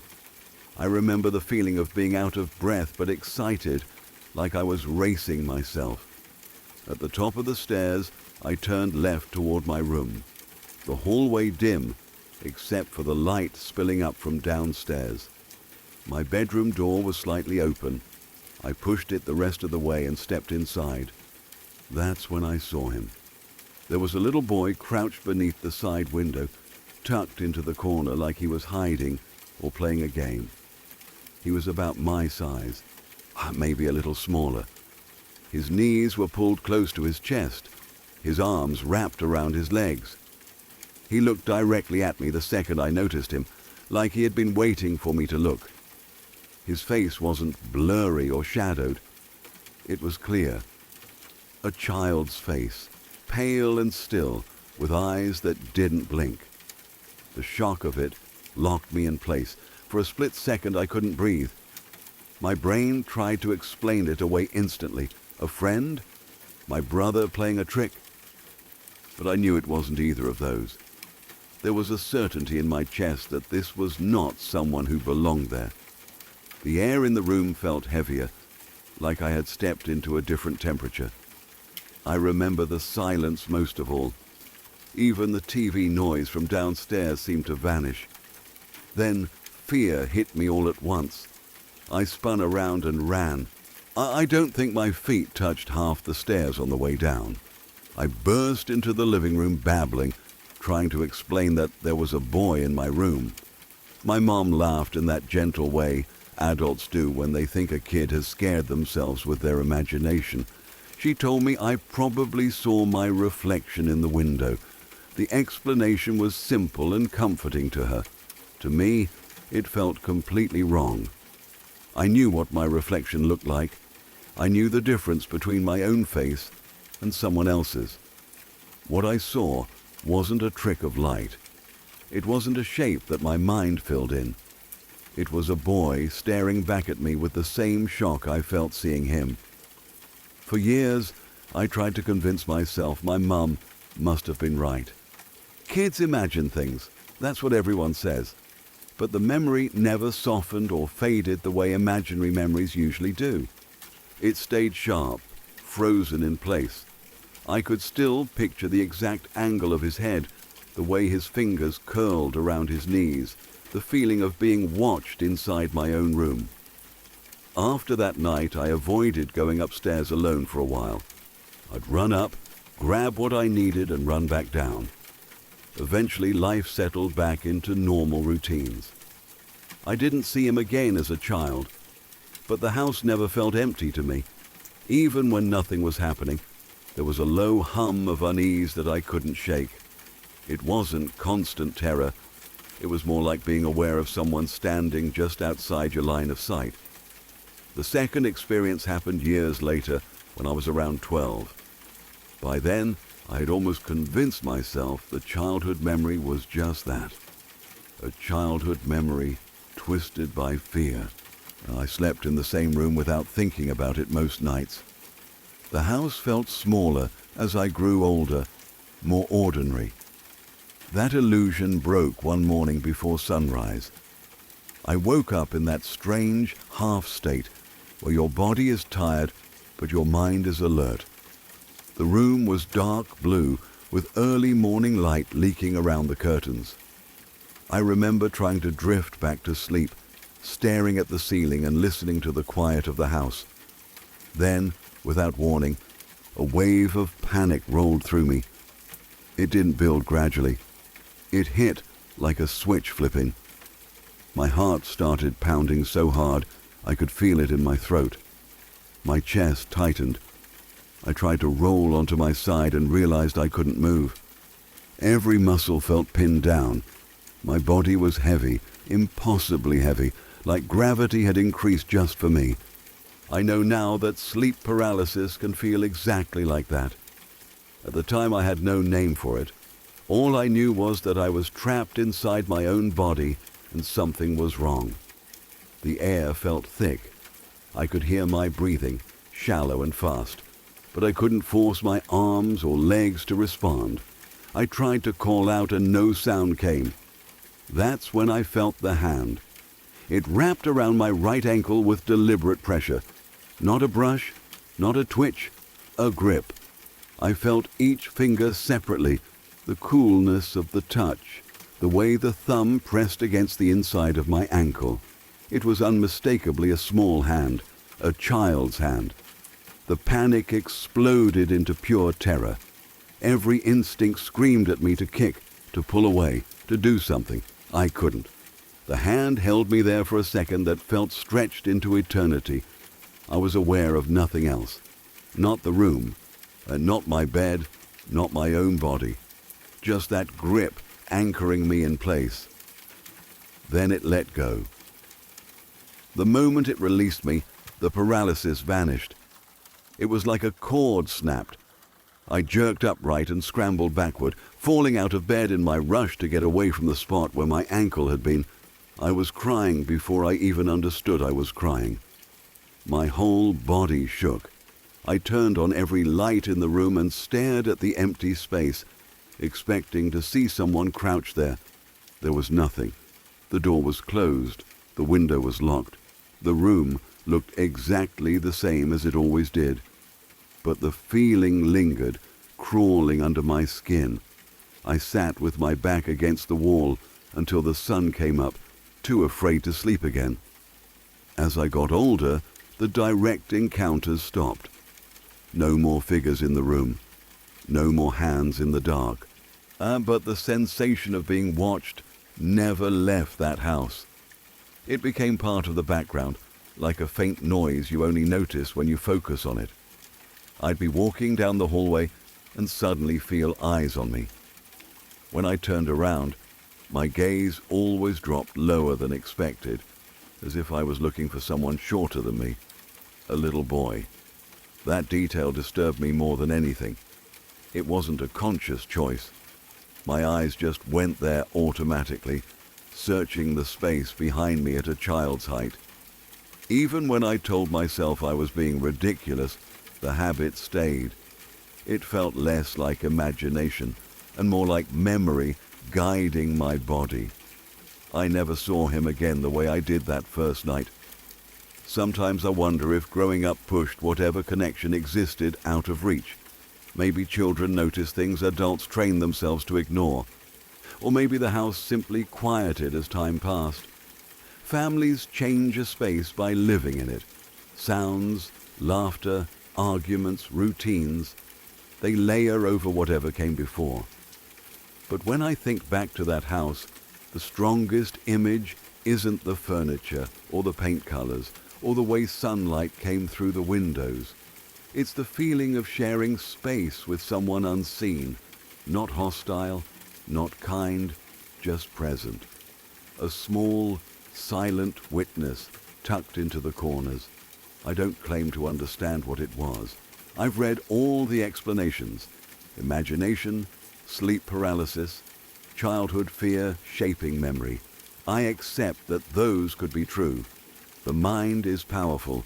It can build entire worlds out of shadows. But the emotional certainty of those moments has never faded. The memory of that boy crouched by the window feels as real as any other memory from my childhood. Even now, in different homes, in different cities, I sometimes get that old sensation. A flicker at the edge of my awareness. A pause in a quiet room where I suddenly feel observed. And without thinking, my eyes lower, searching for a child who isn't there. I always find empty space. Still, the habit remains, like a reflex carved into me by a house that never quite felt like it belonged only to us. And in rare moments when the air is still and the room is silent, I feel the echo of that early fear mixed with something stranger, a hint of recognition, as if a part of me expects that one day I'll look down and finally see him standing there again, exactly where he's always been.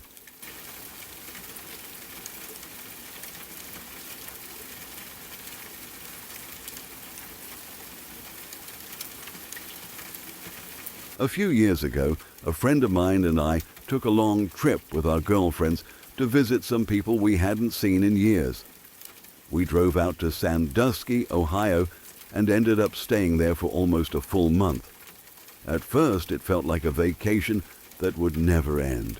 We imagined late nights, road trips, laughter, and catching up with old memories.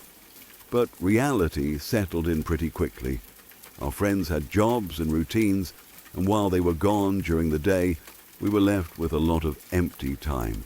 There's only so much TV you can watch and only so many convenience store runs you can make before boredom starts to creep into your bones.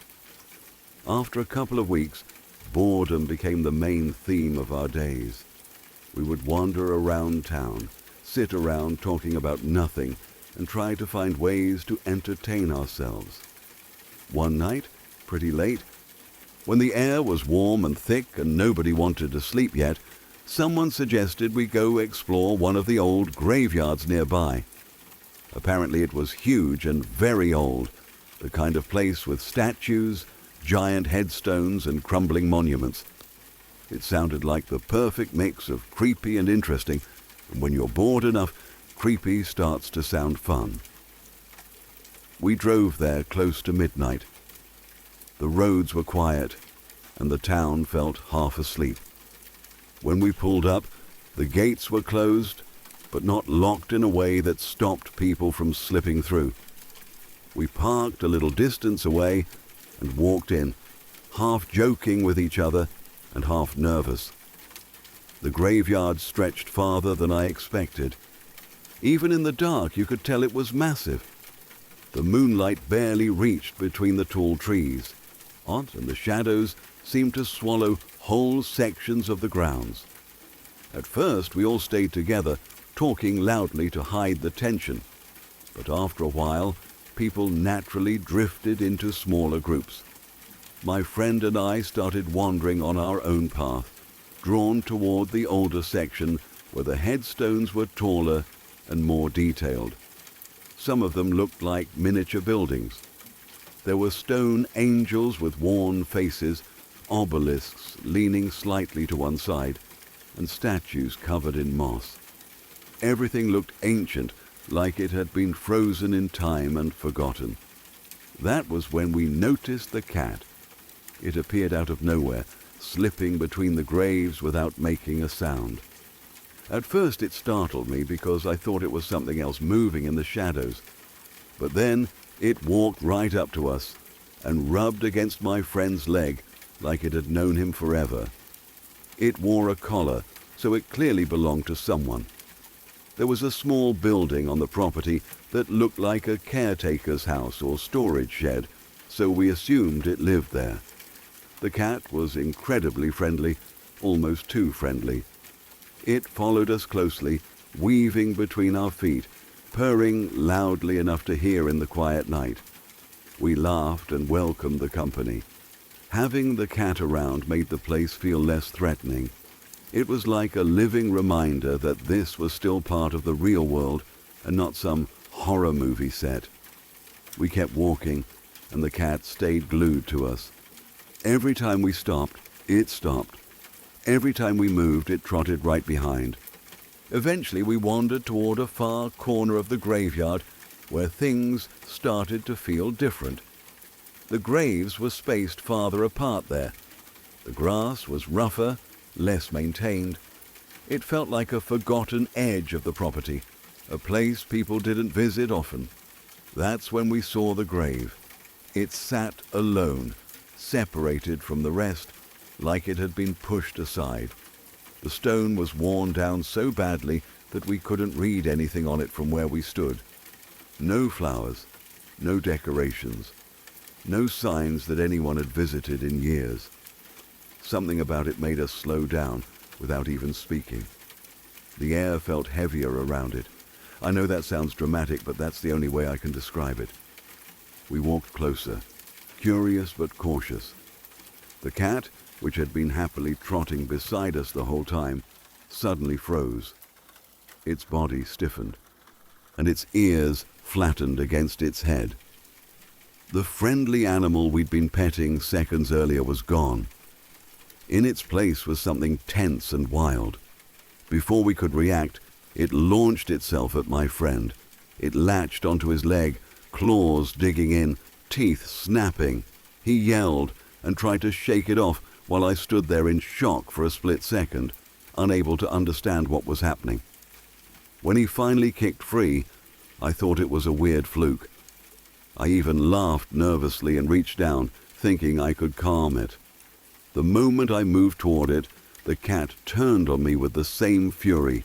It hissed and swiped, catching my arm with its claws. The sound it made didn't even seem like it came from a normal house cat. It was deep and angry, like a warning. That was enough. We backed away immediately. The cat didn't chase us right away, but it stood between us and that grave, staring with eyes that reflected the moonlight. It looked like a guard, not playful, not scared, protective. We didn't say much as we turned and started walking back the way we came. The humor from earlier was gone. Every step felt louder in the silence. And then we heard it behind us. The cat was following, not in a friendly way this time. It stalked us, hissing whenever we slowed down. If we paused for even a second, it rushed forward like it wanted to drive us out faster. The message was clear. Whatever we had walked near, we weren't welcome there. By the time we reached the main path, we were practically jogging. I kept looking over my shoulder, and each time I did, those glowing eyes were still there, locked onto us. It didn't stop until we reached the edge of the property. When we got back to the car and slammed the doors, our hands were shaking more than we wanted to admit. We sat there for a second, catching our breath. My friend laughed first, the kind of laugh people use when they're trying to shake off fear. I laughed too, but it felt forced. We both looked back toward the graveyard. The cat was sitting on the doorstep of that little building, perfectly still. It wasn't chasing us anymore. It just watched. Its eyes reflected the headlights like two tiny mirrors. It looked calm again, like nothing had happened. We drove away without another word. The rest of the night we kept trying to explain it. Maybe there were kittens hidden near that grave. Maybe we stepped too close to its nest. That was the most logical answer. But the thing that stuck with me was the suddenness of the change. 1 second it was affectionate and playful. The next second it was pure aggression, like we had crossed an invisible line we weren't supposed to cross. Even now, when I think back on that trip, that's the moment I remember the clearest. Not the long days of boredom, not the laughs. Just that quiet corner of the graveyard and a cat that decided we had gone far enough. I don't know if it was paranormal. I'm not even sure I believe in things like that. But I do know the feeling of standing there, being watched, and realizing that the place you're in has rules you don't understand. And for a few minutes that night, it felt like we had stepped into someone else's territory and were lucky to be escorted out instead of invited to stay.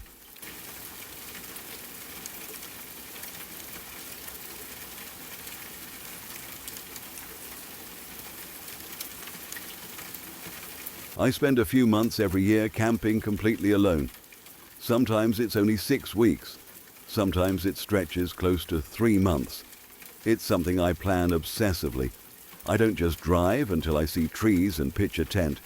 I sit with paper maps spread across the floor and cross-reference them with satellite images, tracing thin roads with my finger until they disappear into nothing.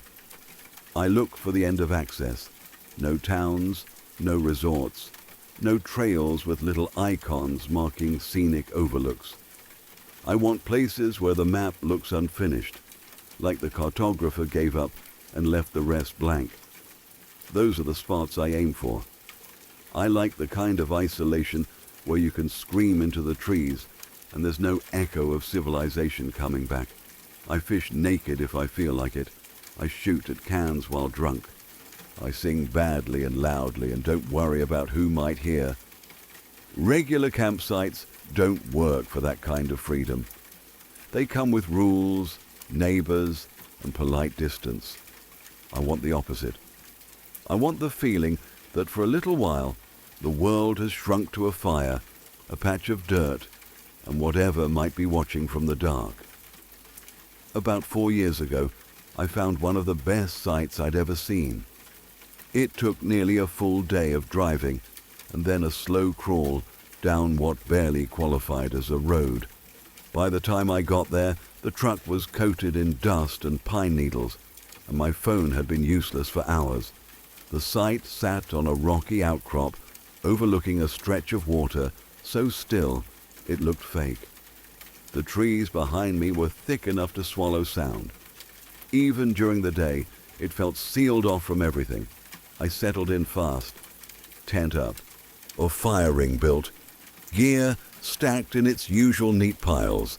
I've done this enough that the routine is comforting.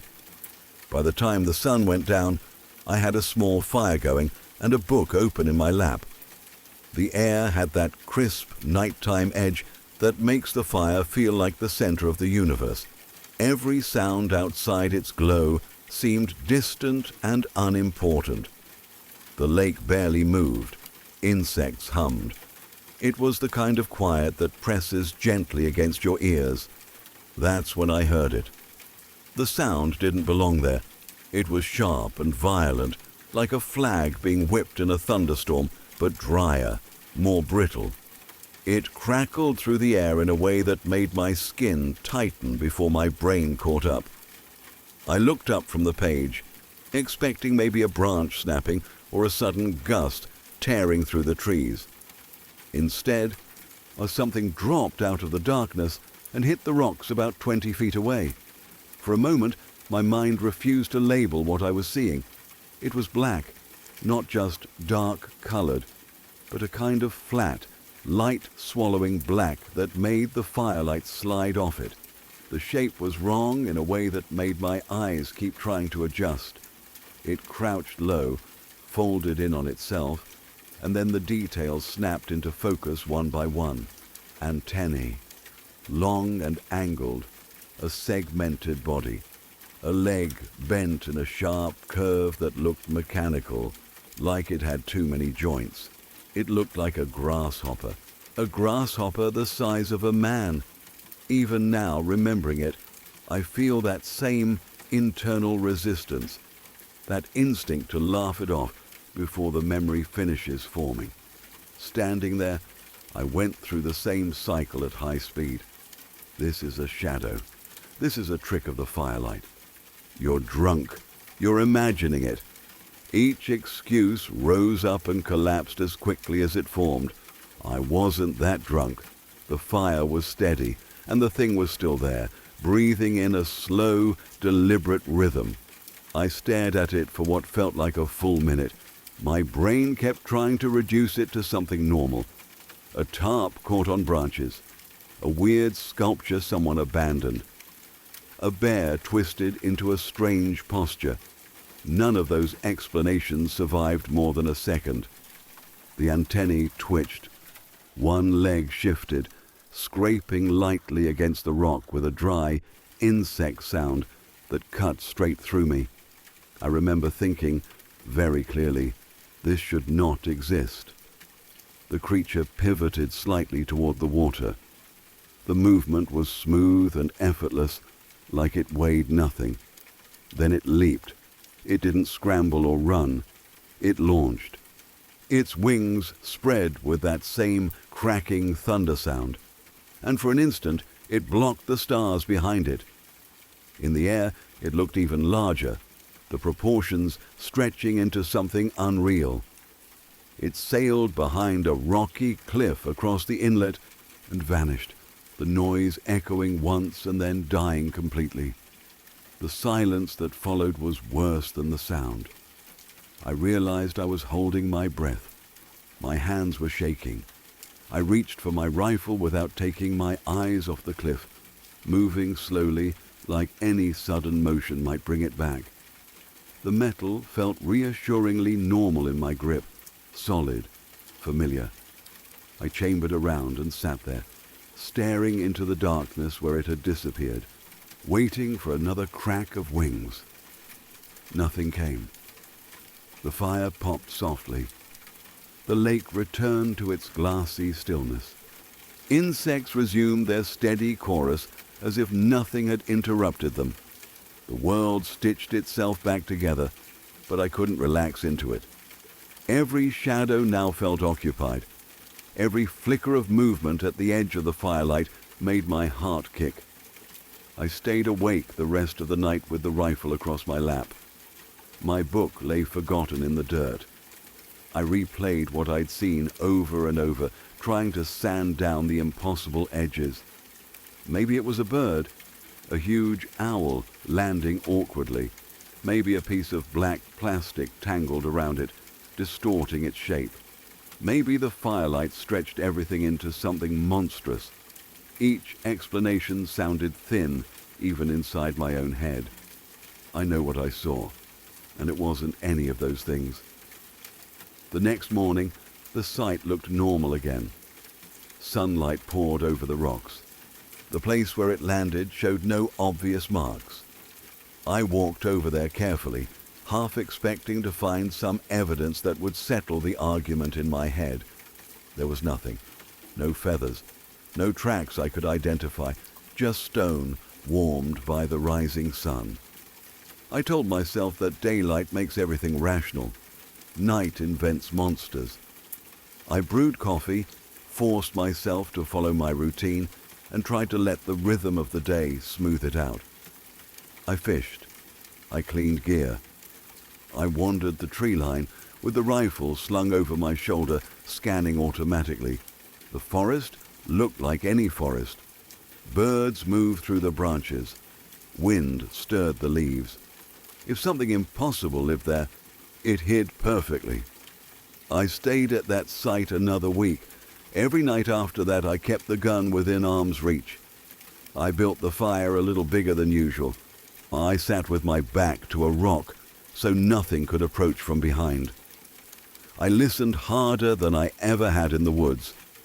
Once you've heard a sound that doesn't belong, you start cataloging every other noise, measuring it against the memory. Most of what I heard could be explained. Animals shifting in the underbrush, branches creaking, water tapping gently against the shore. None of it matched that dry thunder crack. It never came back. That almost made it worse. If it had returned, I could have confronted it, proven to myself that it was real or that I'd misunderstood. Instead, I was left with a single, perfect encounter that refused to fit anywhere in my understanding of the world. The rest of the trip passed in a strange tension. I still enjoyed the isolation, but it felt different. The wilderness wasn't just empty anymore. It felt occupied by possibilities I couldn't name. When I finally packed up and drove out, the first sight of a paved road felt oddly comforting. Civilization slid back into place piece by piece. Gas stations, road signs, people who had no idea what might exist a few hundred miles behind them. I kept the story to myself for a long time. Saying it out loud felt like inviting ridicule, and I couldn't blame anyone for laughing. If someone told me the same thing, I'd assume alcohol, exhaustion, or a prank my brain played on me. But I've been drunk in the woods before. I've been tired, scared, and alone out there more times than I can count. I've seen animals in bad light and turned them into monsters in my head. All of that has a certain texture, a hazy edge you can recognize once you calm down. This didn't have that. The memory is sharp, precise. It sits in my mind like a photograph I can't tear up. I run into creepy things in the bush all the time, strange noises, eyes reflecting firelight from impossible angles, shapes moving where nothing should move. Given time, I can always pull those apart and find the ordinary explanation hiding inside them. A fox, a trick of perspective. Wind doing what wind does. The wilderness is full of illusions, but they're honest illusions once you look close enough. That night wasn't honest. I still camp alone every year. I still search the maps for blank spaces and drive until the road runs out. I haven't seen anything like it again, and part of me is grateful for that. Another part of me scans every dark tree line, hoping and dreading at the same time. The world feels a little bigger since then, a little less settled. Like there are pages in the map that never got printed, places where something old and unclassified can land 20 feet from your fire, look at you with an unreadable stillness, and then vanish back into the dark. And you're left holding a rifle, staring at empty rocks, trying to convince yourself that the universe is still as simple as it was an hour before.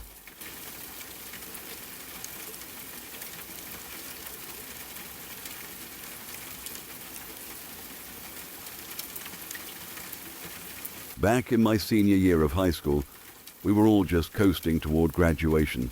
With maybe a month of classes left, everything felt like autopilot. People showing up, chatting, joking, and mostly just killing time until the real world started. One of my friends had been dog-sitting for an older couple for a few weeks. The husband had actually been our old PE teacher who retired not too long before, and they had 2 dogs that were basically part of the family. My friend stayed over a few nights a week, sometimes with another friend crashing there for company. After a couple of weeks, they both started telling us at lunch that something weird was going on at the house. They said it was haunted. Of course, the first reaction from everyone, including me, was immediate skepticism. We laughed it off, told them they were full of it, and assumed it was some kind of prank. But they insisted, and after a bit of prodding, a few of us decided to go over and see for ourselves. Why not? It was Thursday evening, and as seniors, none of us really had responsibilities the next day except showing up to class, which we could sleep through anyway. We met up at the town's only convenience store to grab some snacks and rent a couple of movies for the night. The town itself was tiny, basically the middle of nowhere in northern New York. Not New York City, not central New York, just the woods and empty roads near the Canadian and Vermont borders. Houses were spaced far apart, often half a mile or more, and this dog-sitting house was no exception. When we drove up to the house, something strange happened right away. My friend following behind me in another car stalled his vehicle when he was about 100 yards from the driveway. I pulled in fine, parked, and waited, and he coasts it the rest of the way in neutral. He tries to start the car again, and it fires up like nothing had happened. At this point, everyone was already on edge, joking nervously that the house was doing this intentionally. We walked inside, got our bearings, and were immediately greeted by the dogs, who were incredibly friendly and happy to see us. We played with them a little, got the tour of the house, and a few of us went to the kitchen to heat up frozen pizzas for dinner. About 10 minutes later, my friend and I went back to the kitchen to check on the food. That's when the first truly strange thing happened. Every cupboard door was wide open, drawers pulled out, and the pantry door was swinging freely. My first thought was someone sneaky had been messing with us, but both of us confirmed that none of the group had done it.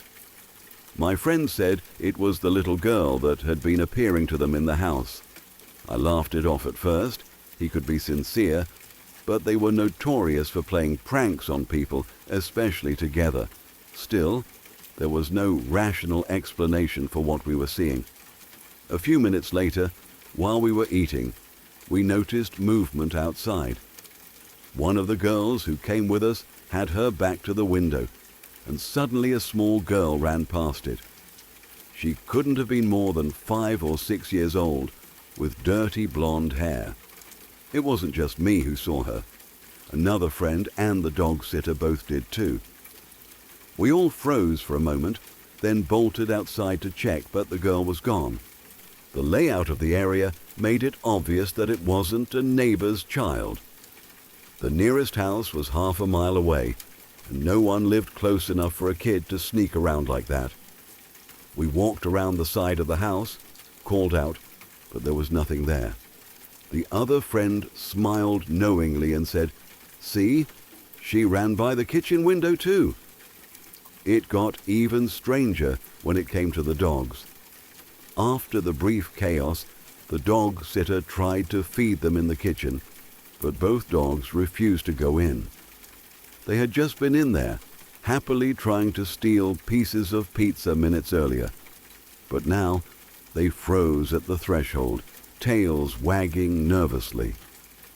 One was led in by its collar, and as soon as it was released to eat, it bolted back out and sat at the doorway again. Eventually, we moved the food into the living room so the dogs would eat. But even then, one dog barked toward the kitchen while the other stayed far away, lying at the foot of the stairs. They were clearly uneasy, which was shocking because these were dogs that loved people and food alike. The rest of the evening was relatively calm. We watched movies, joked around, and played with the dogs. But when it came time for bed, the house's presence made itself known again. The girl I came with and I ended up sleeping in the upstairs bedroom together. The female dog, a medium lab mix, joined us, staying near the open door. Throughout the night, she alternated between laying at the foot of the bed and sitting a few feet away, staring out the door, growling at intervals. Around 12:45 a.m., something happened that made every hair on my body stand up. The bedroom door slammed shut violently, awaking the friends sleeping downstairs. The door opened inward, so it couldn't have been one of them. I was wide awake immediately, heart racing, and watched as the dog jumped onto the bed, shivering. The girl with me woke up swearing, and I rushed to turn on the light and open the door. Moments later, our friends appeared, coming up the stairs from the living room and down the hall, looking equally stunned. The next day, we learned the reason we were assigned that room was intentional. It had the most activity. The other friends who had previously stayed in the house had not slept well in that room. They chose to give it to us to prove the haunting was real. Every other room was calmer, so naturally the activity followed us. From that night on, none of the others dared sleep there again. We didn't get much sleep ourselves, for the hallways echoed with the sound of little footsteps, occasional giggling, and the constant feeling of being watched. At one point, I saw the door slam shut with my own eyes. It was the most convincing, unexplainable thing I'd ever experienced. Somewhere between the fear and the adrenaline, the girl and I stayed awake talking, sharing stories, and asking each other questions. Slowly, the tension and fear gave way to a mutual attraction. The night turned into one of the first truly exciting experiences for both of us, and our fear became a kind of thrill. She had always been a bit of a tomboy, wearing loose flannels and baggy shirts, but underneath that, she had a surprising side. And that night, the mystery of the ghost girl became one of the most memorable experiences of my senior year. Even looking back, it's funny to think that a little bit of fear, a slammed door, and a creepy house in the middle of nowhere gave two high school seniors one of their first experiences with excitement, adrenaline, and curiosity, all rolled into one unforgettable night. The story of that haunted house and the ghost girl became something we told and laughed about for years, a strange blend of terror and adventure that neither of us would ever forget.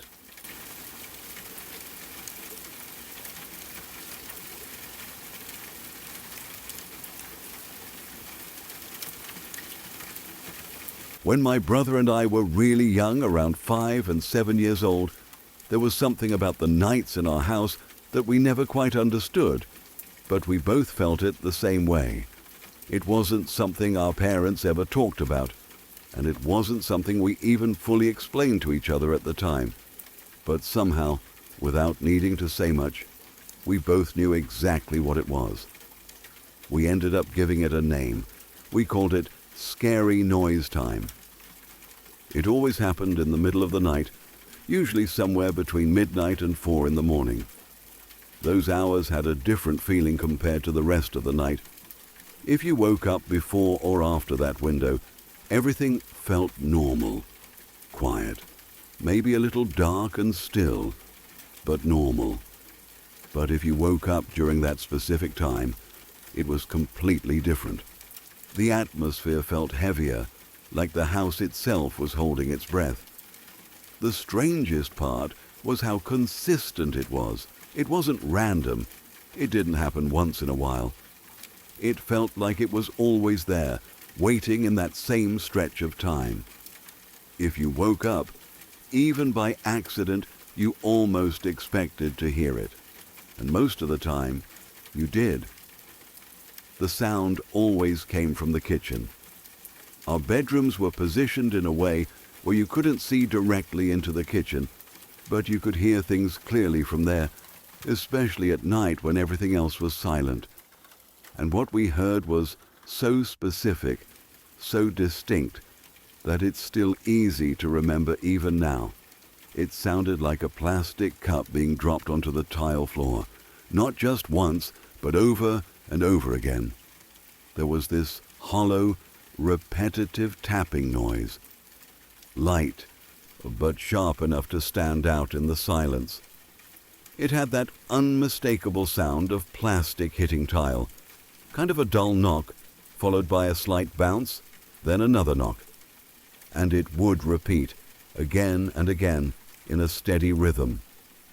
It didn't sound like something falling and then stopping. It sounded controlled, almost deliberate, like someone was picking up a cup and dropping it repeatedly in the exact same way each time. That's what made it so unsettling. If it had been random noises, creaks, bumps, something shifting, it would have been easier to explain away. Houses make noises, especially at night. But this wasn't like that. This had a pattern. It had consistency. It sounded the same every single time. As kids, we didn't try to investigate it. There was no brave moment where we decided to go check it out together. It was the opposite. If you woke up and heard it, your only instinct was to stay as still as possible. You'd lie there, eyes open in the dark, listening, hoping it would stop. Sometimes you'd pull the blanket over your head, as if that could somehow block it out or protect you, and the feeling that came with it was just as strong as the sound itself. It wasn't panic exactly. It was more like a deep, quiet fear, the kind that makes your chest feel tight and your body go still, the kind where you don't want to move, don't want to make a sound, don't even want to breathe too loudly. What made it even stranger was what happened in the morning. Everything would be completely normal. There were no cups on the floor, nothing out of place in the kitchen, no signs that anything had been dropped or moved during the night. It was like whatever we had heard left no trace behind at all. That contrast made it harder to understand. If something had been there, if a cup had actually fallen or been knocked over, you would expect to see it. You would expect some kind of evidence. But there was never anything. Just a clean kitchen, exactly as it had been the night before. For a long time, we didn't really talk about it much. It was just something we both experienced, something we both knew was there. It didn't need a lot of discussion. The name we gave it, Scary Noise Time, was enough to explain everything. Years later, when we were older, I finally brought it up with my brother again. I wanted to see if he remembered it the same way I did, or if maybe I had exaggerated it in my mind over time. Memory can be strange like that, especially with things that happen when you're a kid. He did remember it, but his explanation was simple. He said it was probably just an animal on the roof, and logically that makes sense. Animals can make strange noises at night. Something moving or tapping above the kitchen area could create sounds that echo or travel in unexpected ways. When you're half asleep, your brain can interpret those sounds in ways that make them seem more structured or familiar than they really are. Part of me wants to accept that explanation. It's reasonable. It fits within what we understand about how houses and sounds work. It's the kind of answer that helps put things to rest. But there's still something about it that doesn't sit right with me. It wasn't just a vague tapping or scratching. It wasn't irregular or random. It was too precise and too consistent. The timing, the rhythm, the exact quality of the sound, it always matched, every single time. And more than that, it didn't just sound like something on the roof. It sounded like it was inside the kitchen, like it was happening right there on the tile floor. That's the part I can't fully explain even now. I still consider myself a skeptic. I don't jump to supernatural conclusions, and I always try to find a logical explanation first. But this is one of those memories that sits in a strange space. It doesn't feel like imagination, and it doesn't completely fit into a simple explanation either. Maybe it really was just an animal, and our young minds turned it into something more structured and unsettling than it actually was. Or maybe it was just one of those odd, unexplainable things that happen sometimes, especially when you're a kid and the world feels a little bigger and a little less certain. Either way, the memory has stuck with me. That quiet house, that specific window of time in the night, and that steady, repeating sound of something unseen tapping against the kitchen floor over and over again.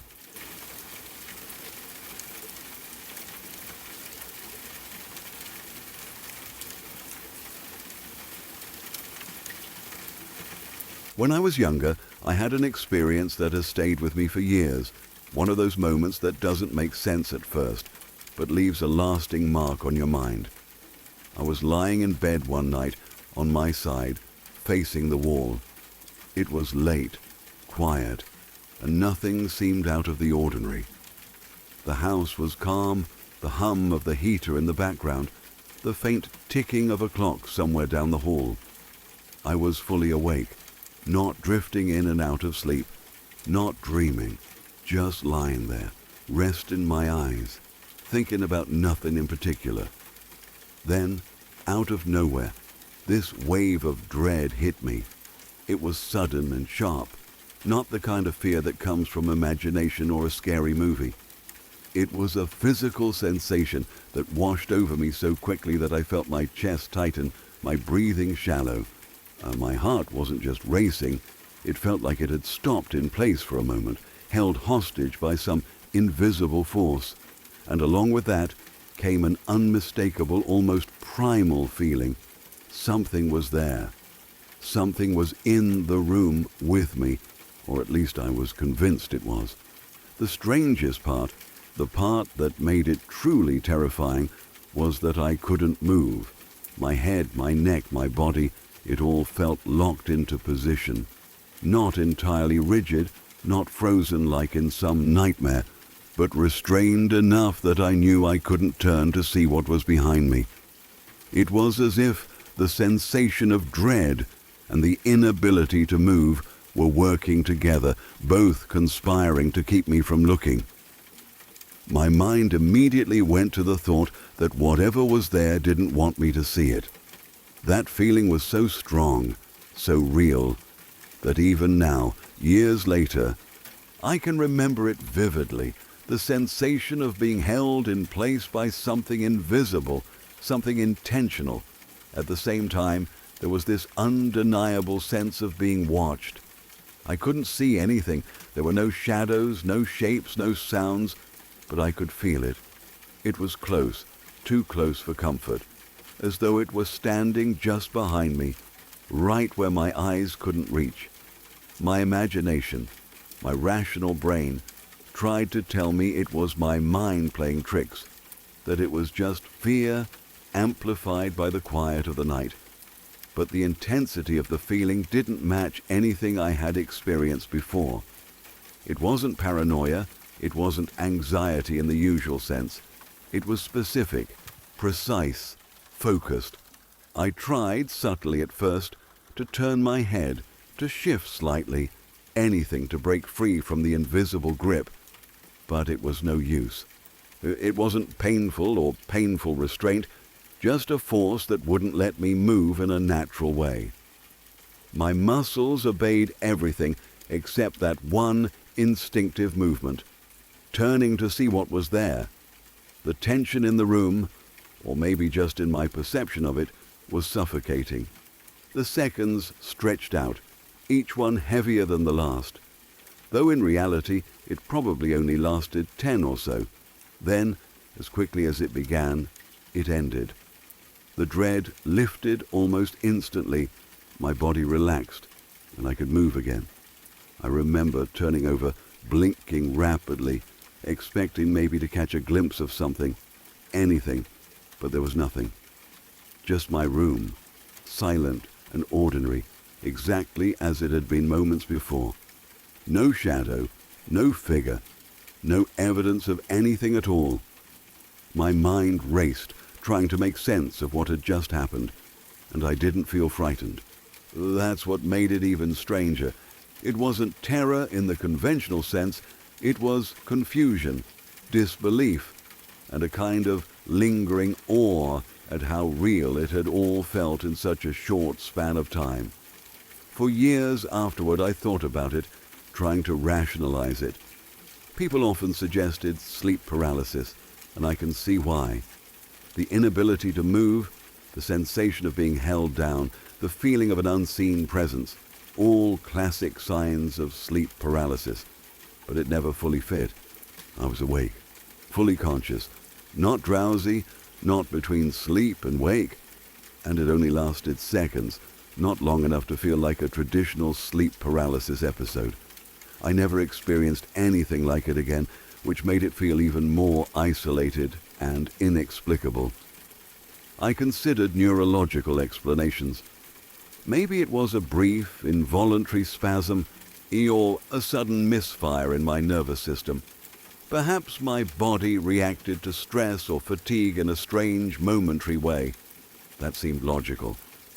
My rational side wants to chalk it up to biology, to the brain misinterpreting signals, to a temporary glitch in perception.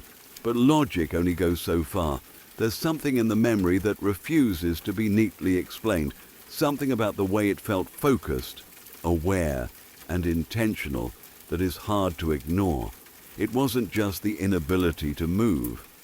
It was the sensation of being watched, of being contained, of something waiting, observing, ensuring that I didn't see it. That part of the memory remains with me more vividly than the rest. Even now, I can recall the sharp, almost metallic sense of fear pressing in from behind my awareness, the way my mind immediately recognized an outside presence, and the way it released me as quickly as it had taken hold. After the moment ended, I lay there for a while, reflecting. I didn't run from my bed. I didn't scream. I just tried to calm my breathing and process what had happened. It was like a puzzle with missing pieces. Something happened, but what? Why? And why me? My mind circled endlessly around it for years, sometimes recalling it in quiet moments, other times unexpectedly triggered by shadows in a room, the feeling of stillness at night, or a sense of being observed that seemed slightly familiar. I've tried to put myself in similar situations since then. Sleeping in new places, turning my lights off and focusing on the feeling of the room, trying to recreate anything similar. Never again. Nothing remotely like it has ever happened since, and yet it remains etched in my memory, or perfectly preserved in its strangeness. The memory is sharp, unlike most childhood or adolescent recollections that fade or soften. It is a specific sensation, a momentary interaction with something outside the normal, something that was entirely real to me in that instant. It's hard to describe the subtle terror without it seeming exaggerated. It wasn't a figure looming over me. It wasn't a shadow crawling along the wall. It wasn't even visual. It was purely sensation and perception. It was a presence, undeniably real, and it was perfectly aligned with my body and my awareness.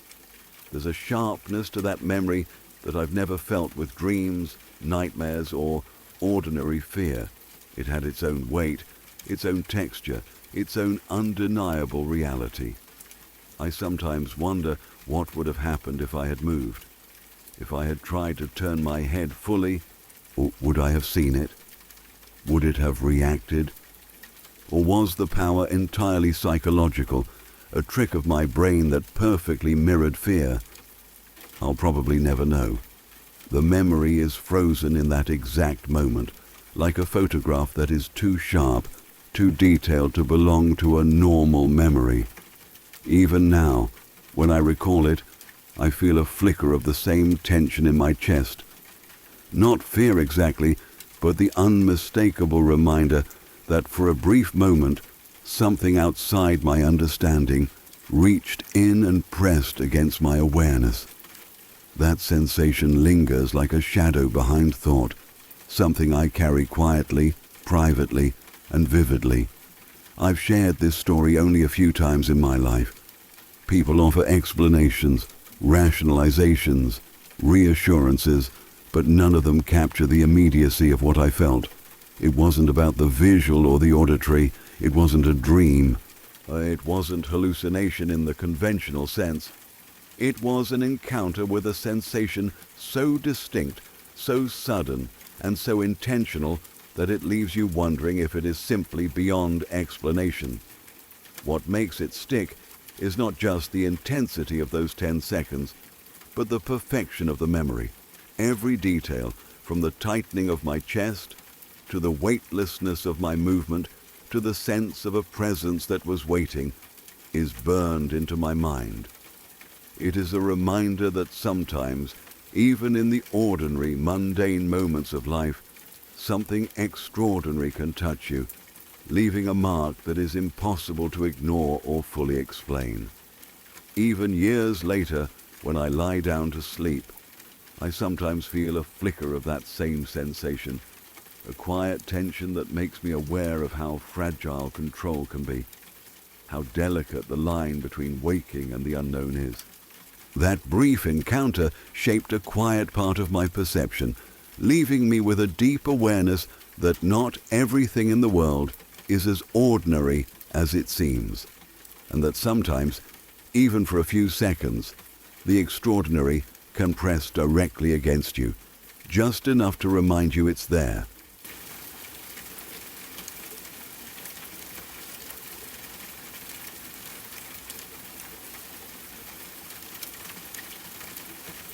If you made it all the way to the end, you've just listened to stories that most people couldn't finish. And honestly, after hearing all of these, I'm not sure which one disturbed me the most. So I want to ask you, which story stuck with you? Not the scariest, the one you keep thinking about. Tell me in the comments. And if you want more real, disturbing stories like these, make sure you subscribe, because the next video gets even darker.